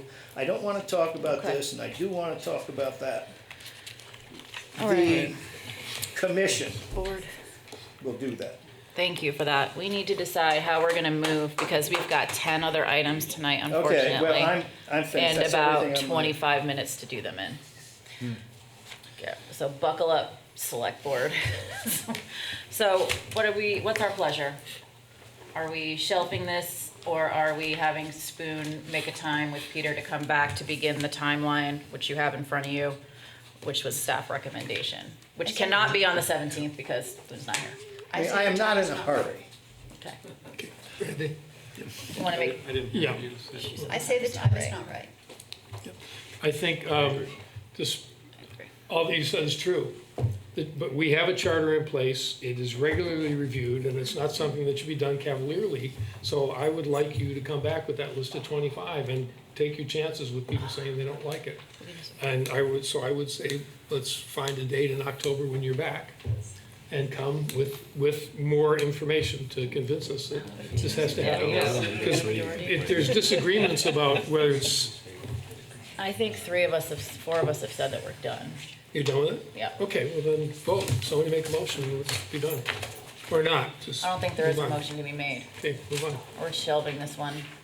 I feel bad about it, but I also feel like it's the right thing to do. Okay, sorry, Spoon. Thanks, Spoon. All right? Thank you. Okay, at this time, we're moving on to an ordinance amendment, second reading and public hearing, and this is on extending Tim's parking, or 1 or 2 of the parking spaces on Grove Street to allow people who are using the A's project in Sevka and so forth to park for longer than 30 minutes at a time. I believe it's to 2 hours. Is that true? That is correct, and that is all that this is doing, and you need to have a public hearing before you actually take action. Great. I'm going to open the public hearing to anybody who has feelings about the 2 parking spaces on Grove Street. Ricky?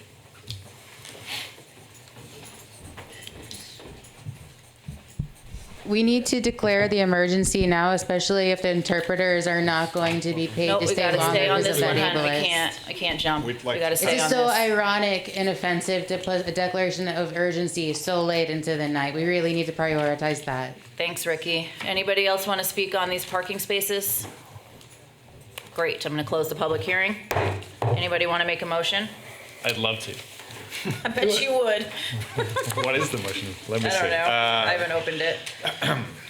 So I move that we approve the amendment of Appendix C of the Brattleboro Code of Ordinances, regulations governing the control of traffic, as presented. Excellent. That's it? Nice Oh, job, easy. Daniel. Daniel has made a motion. All those in favor, please say aye. Aye. Any opposed? Motion carries. Okay. I don't know what we're doing now because I had to get my own paper out. financial report. Great. We're going to move on to the financial report for the month of July, and Peter's going to do that. The month of July is the first month of the fiscal year, and everything's just fine. We had a Oh, by the way, we're in new business a now. normal month, nothing exciting to report. So for anybody who wants to look at it, it's online, and we'll move on to the next piece of business. Extremely exciting. Okay, the next thing, so if we're not moving order. My question. What's your question? No. Brandon, can you repeat what we're on? We're on new business now, hon. I'm sorry, we Item- kind of just plowed item right A through. of new business. We just finished A, so B, public art proposal. So can the people who are here for the public art proposal hit that table? Please and thank you to the fancy table. Hi and good evening. Hi. You could introduce yourselves and Thank you. Thank you for holding our time. Hi. I'm Chrissy Lee. I'm here representing the Town Arts Fund Working Group, which is a citizen-led group of about 15 members, including artists, teachers, creators, and arts administrators from the Brattleboro community. I'm also on the board of the Arts Council for Windham County, and I am a consulting city planner and graphic designer.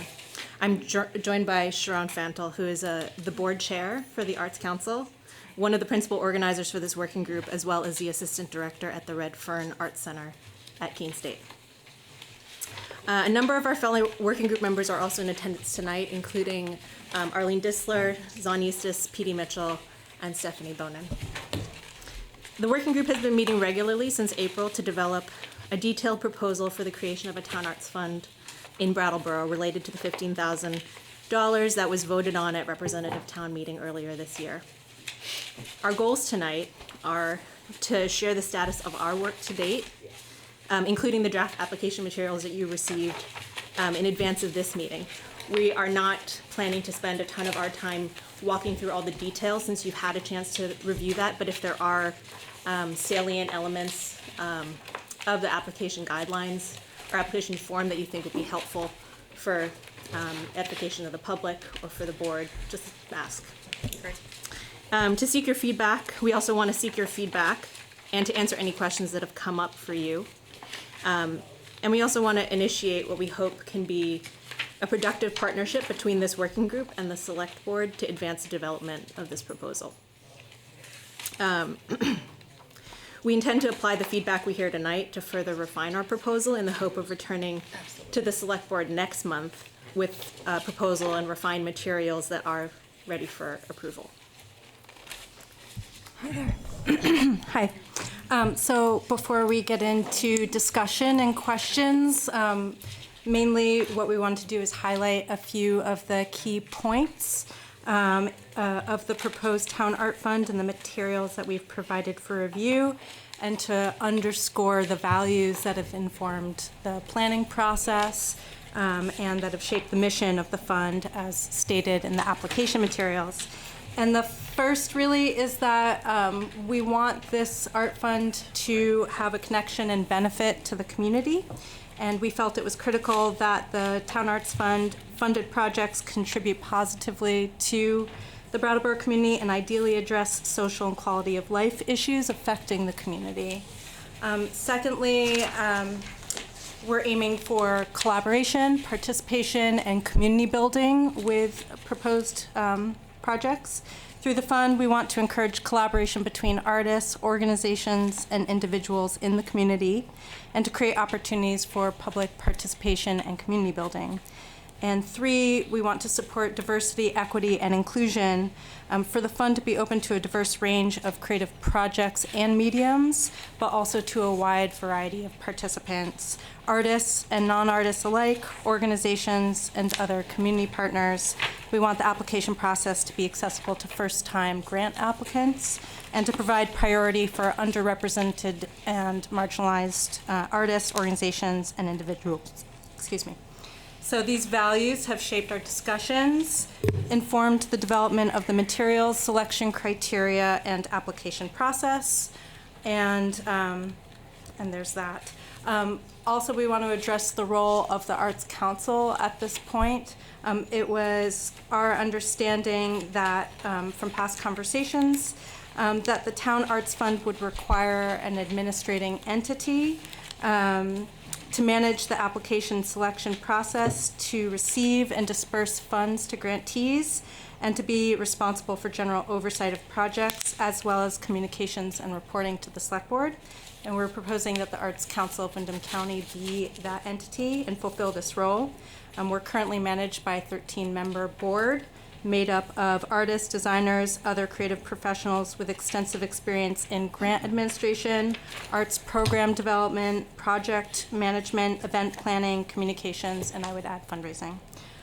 So we also anticipate that as the Arts Council takes over administrative responsibilities for the fund this fall, the working group could transition to an advisory role and provide an additional layer of citizen oversight and input into the fund's administration. Thank you. We see the first year of the Town Arts Fund as a kind of pilot year and an opportunity to demonstrate what is possible through the Town Arts Fund and why this funding matters. We're committed to shepherding and ensuring the success of these inaugural projects, and we look forward to what we might achieve and learn through the process and how we can continue to refine this initiative in future years. Through our individual conversations with friends and colleagues and neighbors and through our community outreach efforts, we've already seen a very positive response to and interest in the fund. We're also seeing the seeds of new ideas and new energy around what collaborative and community-focused art projects could look like. We have a committed and enthusiastic group of volunteers who have and will continue to give their time and energy to support the success of the fund. And we're excited to work with the town and the select board to build a well-run and impactful town arts funding initiative, and one that can hopefully serve as a model for other towns and communities around the country. We've included some questions in your packet, and some of those are a little more administrative in nature, and if it makes more sense for us to follow up with Peter to answer some of those, then that's totally fine. But if there are some that feel a little bit more substantive and worthy of discussion in this forum, we're happy to hear your responses and questions. This is fantastic. This is an absolutely fantastic proposal. And I will tell you personally, and my board members may not agree with me, but I have literally zero interest in micromanaging, dissecting, or being overly curious about literally anything in here. I think it's clear by the way that you wrote it that you know what you're doing, you know that you're going to be accountable for this money. You've already talked about the most important thing for us, which is having, you know, the fiscal ability to run through the EIN number of the council. This is great. For me personally, I say go forth and prosper. I'm sure somebody else up here will have further questions, but this is great. Liz. I also applaud you. I think this is a very well thought out program. And I'm all in favor of it. And this is an example of something that was presented at town meeting. And you've really followed through nicely, and I appreciate that. I would just like to answer to your questions. Yes, this is Brattleboro tax money and should remain Brattleboro-based projects. And I think that Sue Fillion, our town planner, would be the perfect person to see about its administration. I agree with everything Liz just said in response to your question. And the question was, do projects have to be based in Brattleboro? I think Liz is absolutely right. Yeah. Yeah. Oh, can Yeah, I go just ahead. chime in, because it's right in with that? I agree about based in Brattleboro, but I do think that regional themes could be included as long as it's physically in Brattleboro, you know, because Sure. we're part of a larger Oh, sure, community. yeah, in town. sure. Themes are all, To clarify. themes are great. And again, I'll just echo, this is really well put together, and I'm really impressed and happy with your work. I'd love to clone this and hand this to everybody who wants to bring us things because it would give them a roadmap to success for funding. And I'm guessing that this document didn't just happen because I've seen these people out doing Yes. their work over the last Yes. several months. Yeah. They're hanging out in Amy's. You know, and that's where I have. No wonder you've been seeing it, Daniel. But you know, Yeah. I was really excited. This is like the first thing that I've seen that was kind of from the community Just fantastic. that came to us in such a kind of polished way. So I was kudos. relieved when I saw it. Relieved. So do we need to make a motion on this exact item? I can't remember because I covered up my paper. It would be appropriate, I think, given the fact that the money was appropriated at town meeting, Oh, good. but it's subject, the project moving forward is subject to your approval, it would be appropriate to have a motion just authorizing that it move forward in the manner that it's been presented tonight. Thanks. So somebody, David has made that motion. All those in favor? Aye. Nice Go job. forth and prosper. Thank you. So, So- sorry to give you a short shrift, it's just the timing. no. Listen. We're gonna see you again. If we didn't love this, we would move it. We would boot it down the road, honestly. So this was fantastic. Thank you. The next thing we have is, what? Is the loan. no, I'm sorry. It's, yeah, we got the feet project next, And then which looks lovely. I drove by and I tried not to look so I didn't run over anybody that was standing in the road. Yes. Okay, so this next item, for those in the public who aren't sure, is specific to the feet mural that you may have noticed on Elliot Street that's being painted right now. Okay, take it away. So I'm sorry, we're going to go to something that's sort of the opposite of the well thought out and well planned and presented. We already know that, so We're used to. Don't feel bad. Okay. don't worry. Yeah, so FEAT is the Frost Elliott Elm Triangle. It's a neighborhood organization, which is not actually an official organization. It's just sort of a group of people who live in the area. We don't actually, like, we're not, whatever. We're ad hoc. Yes, ad hoc neighborhood group. And we did a project painting telephone poles in the neighborhood a couple of years ago. And so 2 years ago, we decided that we wanted to tackle another art project on this wall in the neighborhood. And perhaps mistakenly thought that we had the go-ahead to start doing it.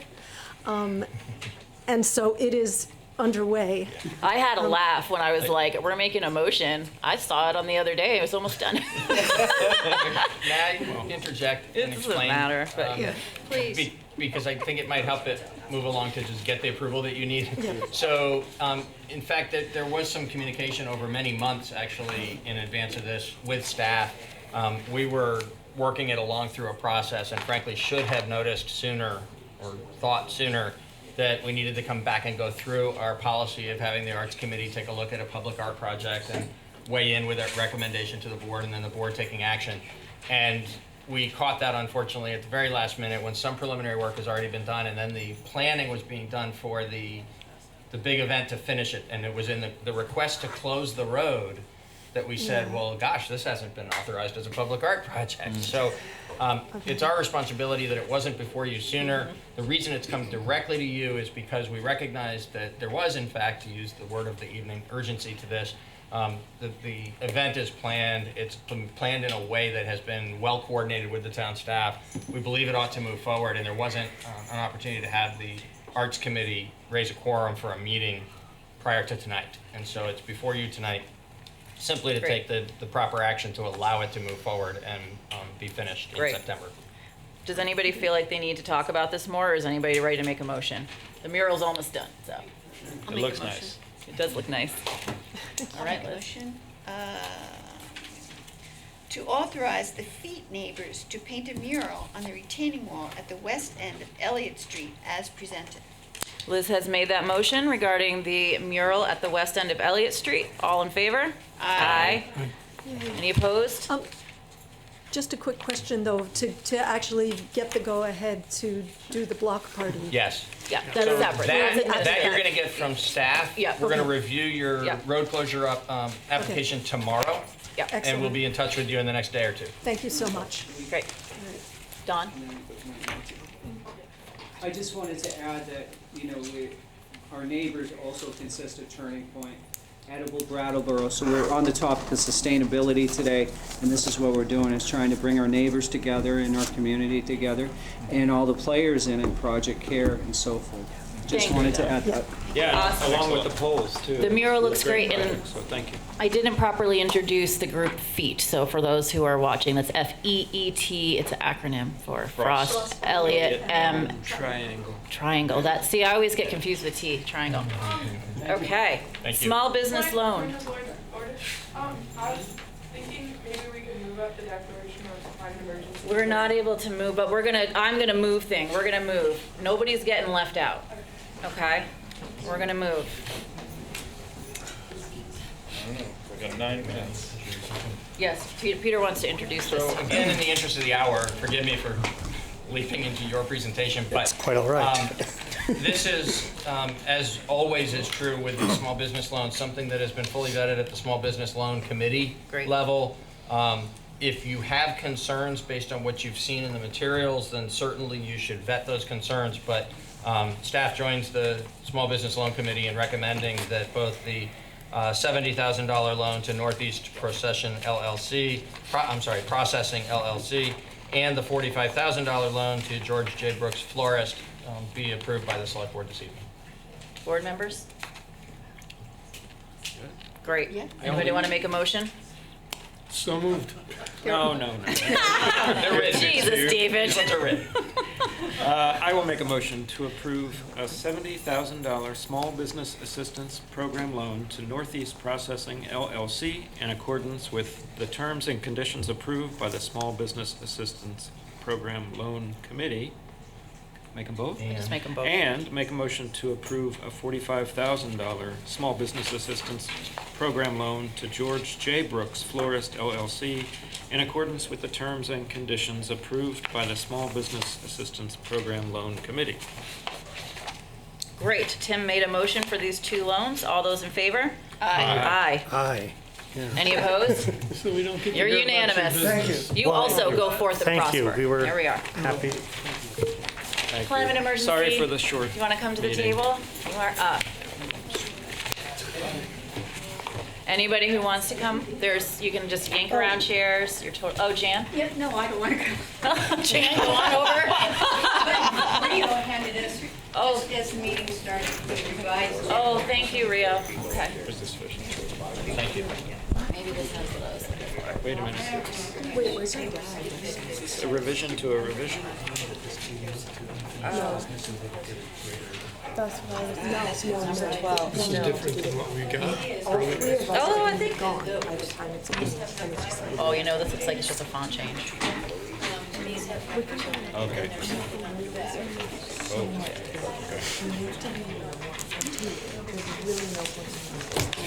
Who's going to speak? Rio, do you want to be speaking, or who's going to lead the speaking over at the table? Yeah. I'll lead it, I guess. Last right after this. Go ahead, hon. We're talking about what we need to, actually, hold on. If we run a few minutes over, and I don't mean like half an hour, I mean a few minutes, how does that work for our interpreters? we agree we're willing to stay until 10:15. That sounds wonderful. I really appreciate your flexibility on that. Thank you so very much. Okay, my apologies for the interruption. We are asking the town of Brattleboro to declare a climate emergency. We are in a state of emergency in this climate. Our whole entire population is at risk.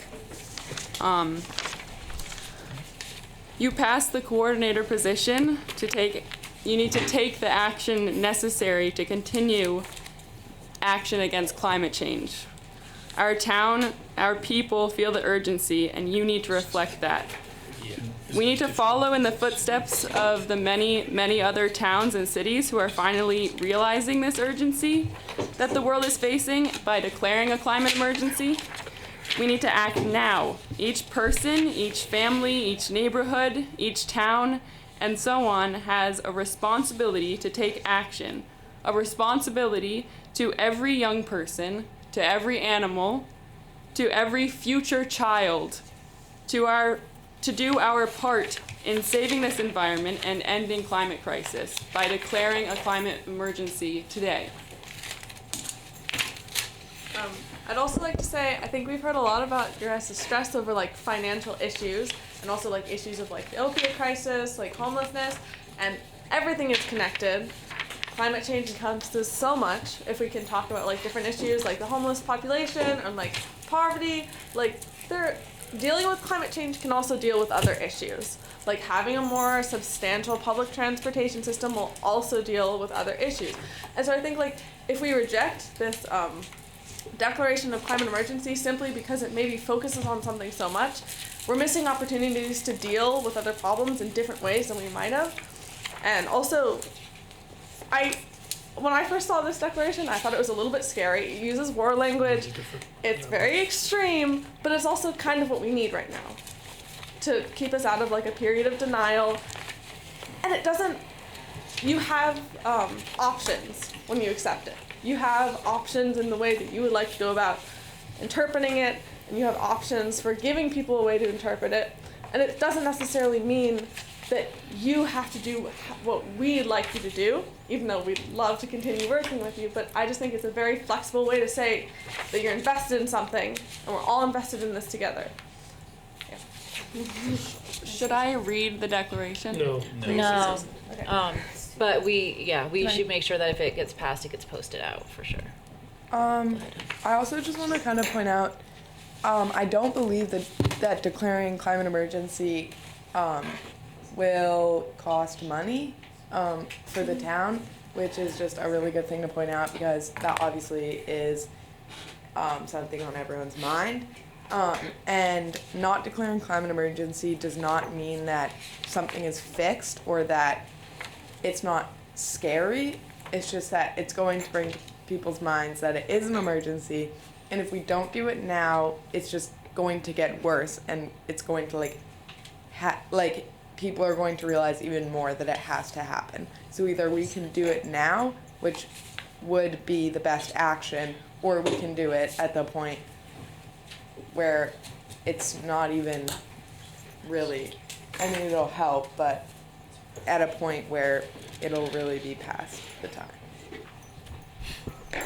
By declaring this, you don't mean you're not promising to do every single small detail on this declaration. You're just showing to other towns and to the people in this town that you care about where our climate is going and that you're trying to do what you can in order to help fix it.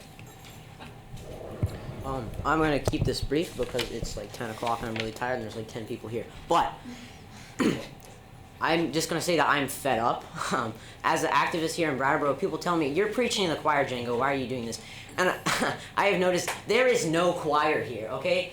We're just preaching. And people here in Brattleboro, they say, oh, we're so invested. But I don't see any action here. And this is an opportunity right in front of our noses to put this ball rolling, to make it to go. And so are we going to do it? It's up to you guys. Yeah, I think that this is an opportunity to mobilize people and to put this issue in the political eye and in the public eye as an emergency, and that's really important. And that's all I'm going to say. Thank you. Okay. just have one, like, really quick. It sounds like a huge thing, and it is, but it also is like a small action that can make very, very, very large change, I think. And I think that it is extremely necessary. Thank you. I noticed there were some changes to the amount of hearings that were requested in there and some other changes around the emissions, and I wanted to say that I appreciated those changes. Those were important to me. I disagree. Well, I thought it was looser. Yeah, I guess I was surprised that a document that you felt that was so important that you wanted to come and disrupt our meeting last time, that could get changed so easily, you know. We began with striving for zero emissions by 2025, and that the select board shall immediately warn monthly representative town meetings and meetings of the people for proposing various solutions. And now it's striving for zero emissions across all sectors of the economy by 2030 and warning hearings of the people, that the select board shall warn hearings of the people. And I guess I'm just like a little surprised that you're so flexible on that. I don't know. Shows maybe willingness to compromise. I to things guess. that are a little more feasible. And I'm also hearing, you know, that like, on the one hand, making a declaration is like this really big, important thing, and it's also small and nothing, you know, so which is it? It's not small or nothing, it's just something that needs to be incorporated by every person. Every single person has to have their own input to it, and that's why we're trying to make a little bit of compromise with the town so that we can still declare it and so that people will still see that Brattleboro believes that this is an emergency and is taking some action at least. David. I think it's important for us to see this as an aspirational document. Right. It does say we have to warn, we will warn hearings, which means that if a quorum doesn't show up, the hearing can't do any action anyway. So it's gonna take organizing beyond just us warning for this to have any effect. I think we should approve this. It provides an opportunity for our young people to experience the effectiveness of this kind of action and compare it with other actions they might consider, whether it turns out to be a big deal or turns out to be nothing. No one will know if we don't prove it, so I move that we approve it. And again, you don't have to follow this word by word. It's just an outline. It's just something that shows that you believe in this emergency and that you're trying to do something. And just as with the sustainability coordinator, it opens up new opportunities. I don't think that in it of itself it is an opportunity, and it's a small step in the right direction to create chances for bigger steps. Can we interrogate Peter about item 12? Peter, you've been interrogated if you want to be about item 12. Sure. That's the warning the What does it hearings. mean? What is it binding the select board to do, if anything, about the charter and Article 4, Section 6AA? Sure. So the emergency ordinances. So the charter includes a provision that allows the select board to take emergency actions.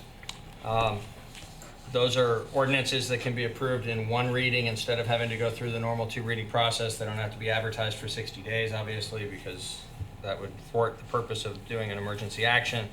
But they stay in effect only for 30 days at a time. So they're generally, those kinds of ordinances are generally used for situations like after Tropical Storm Irene, where there's either something that's usually prohibited that needs to be allowed or something that's usually allowed that needs to be prohibited for a limited period of time and taken as an emergency action. Thank you. Do you feel that that satisfies the spirit of what you were trying to do with item 12? Yes.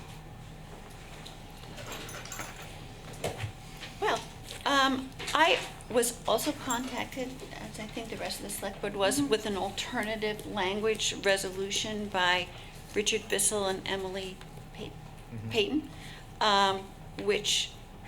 I didn't get that. Did you get that? I don't think I did. I didn't get that. Oh. I was contacted, but I didn't receive that. Okay, well, I was just she like... called me and I called her back. So, I would suggest that now that we will have a sustainability coordinator, that one of the items on that sustainability coordinator's plate would be reviewing these things in light of the fact that we also have brought on to the Paris Accord. And see what's appropriate for Brattleboro to sign ourselves up for. How do you feel about that? Because I'm absolutely in favor of us declaring a climate emergency, and I actually think that that is not a bad thought to have the sustainability coordinator work with you and work with other groups to form language that is specific to Brattleboro. I would sign on to a climate emergency quite easily. I think that it has some good points, but also it might be an unnecessary way to put it off. And I think you made your point yourself that you guys are also capable of making decisions involving sustainability. And I think to put it off to a sustainability coordinator that might not be hired for a few months or a year might be kind of unnecessary. And one of your own points was that you didn't want to hand over all of the power to the coordinator. You guys are good. So you should Killing not me. do that by handing over this giant thing to them. This is a declaration of emergency. We're trying to needs to show be the immediate. emergence. It needs to be something that happens now. Right, which is why I'm bothered by how flexible you're willing to be. If it's a declaration of emergency, like, what's It was- with, you know, I think don't give up on the things that you wanted in it. I think that I think the reason it was flexible is that we would rather have more of a time span than no declaration at all, because you thought it was too sudden. I think it was somewhere to start and then move forward. Okay. I think we influence. So here's what I would Literally. be down for. I would be down for declaring a climate emergency, much as I'd be down for declaring an opioid emergency and a homelessness emergency and an income inequality do all that emergency. right now. And then the rest of the stuff in here, I'm not down for.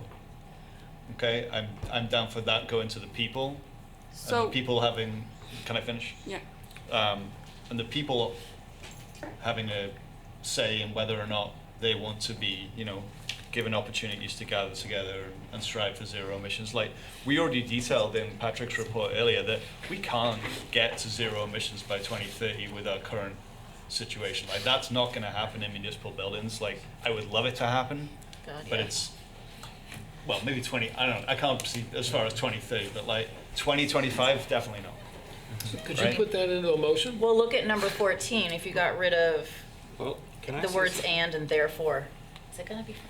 Oh, go ahead. Well, no, I'm totally. No, changing a word here and there is still not going to be anything that I'm comfortable signing in terms of the pretty subversive things that are stated here. Oh, no, I think it is in lieu of, it's how to word the fact that we might be willing to literally declare a climate emergency. It would not be the adoption of the document. It Right. would be the wording. Right. And so I was looking at number 14, which seems like a broad statement if you got rid of the first two words. When David said, what would the wording for a motion be? Didn't Dave make a motion? I didn't. No, I was No, I don't asking think if so. Daniel could come up That with first one. sentence or that all includes of item 14?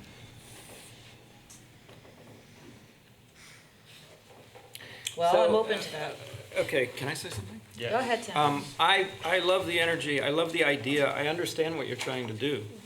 I think this is a mess, and I'm not sure we can fix it in 3 minutes. Yeah. And I think that gives short shrift to what you're trying to do here. I mean, I can go point by point, but we don't have the time of why I've got problems with certain sections. But I want to point out that this reads like something that would come before a representative town meeting or the entire public of Brattleboro. Yeah. So I don't understand why you didn't take this and get signatures and have it before the entire town. Because rather it's an than, emergency. We want it to be passed as soon as possible. I get it, but is there anything in here that's actually a real action?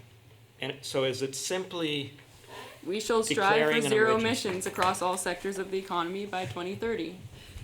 That's the only That's an thing? action. That's one of the Yeah, number actions. 12. That the select Those are board the shall only two. warn hearings of the people It's for just 11 and proposing 12. remedies for the climate crisis. That's an action. Okay. Just to save time, I can't support it the way it's written here. I think it's not appropriate for this body. But I think maybe it should be either revisited or presented to the people. I don't think it's something that can be just like revisited. It needs to be passed now because it is an emergency. I don't see how passing it now makes a difference based on what's laid out here. Because if we can pass it now and then make those changes going forward, like it needs to be something that is presented as what it is, which is an emergency. It can't just be like forgotten about and like pushed to the front and pushed to. I totally understand it, but you got to remember my perspective of that I pointed out during the sustainability coordinator.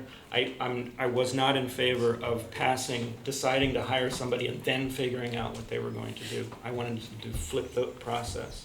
So what I'm advocating for is a different process if we're going to consider. What I'm concerned about is we're gonna have to force a vote because we've only got 5 minutes left. And so we cannot, can they withdraw? To say that's very unfortunate because this is a very important I know. issue I and it hear doesn't you. deserve to be squished fair into this timeline. That's how the meeting ran tonight, unfortunately. Sometimes to the be fair, meetings like- are short and sometimes the meetings are this. Right. And last year, they used to go till almost midnight. And we can't do that to anybody, town staff, interpreters, anybody, humans, we can't. I would be happy to revisit this. I would at an too. I don't earlier wanna time kill it. in That's why an I'm saying if we agenda force a vote, we're gonna kill it. in 2 weeks' time. Or we can bring it back in 2 4 weeks' weeks. time or whenever. Bring it back in 2 weeks. Okay. Withdrawn. Good. Thank you. Good. I don't wanna kill this. So, good, thank you. It's better than All right. Let's get mowers and cars. Come on. Next is what? This is Mowers. the Mowers, Mowers. bringing it. May I just address it so we Yes. can move it along? Yes. These have been bid, the lowest responsive and responsible bid is for $17,000 to buy both a zero-turn mower and a walk-behind mower, and staff has vetted that and recommends your approval. Excellent. Is there anybody on the board that has questions about this zero-turn mower and walk-behind mower? No, Nope. Who'd like to make a motion? I will. Go for it. To award a bid to Gary's Power Equipment in the amount of $17,000 for a zero-turn mower and a walk-behind mower for the Recreation and Parks Department. Okay, Liz has made the motion. All those in favor? Aye. The police department carport Yep. is a project that was previously authorized by the select board and by town meeting. It's been designed by the architectural firm of Austin and Associates. It was, their specifications and design were put out to bid. We received several bids, and the low bid is $149,304, which is under the $150,000 that was authorized for the project. GPI Construction of Brattleboro would do the work. We recommend your approval. Okay, are there questions on the board? The carport has been a lengthy and robust conversation at this table for many, many years, and Well, we essentially only got one bid that came in under yeah, what we're looking for. that's right. But the group was interrogated to make sure that they could do the work. Correct. Of course, right. of course. And we It's know a group we've known in the past. Worked with them occasionally. Okay, so if people feel ready, we can go ahead and take a motion.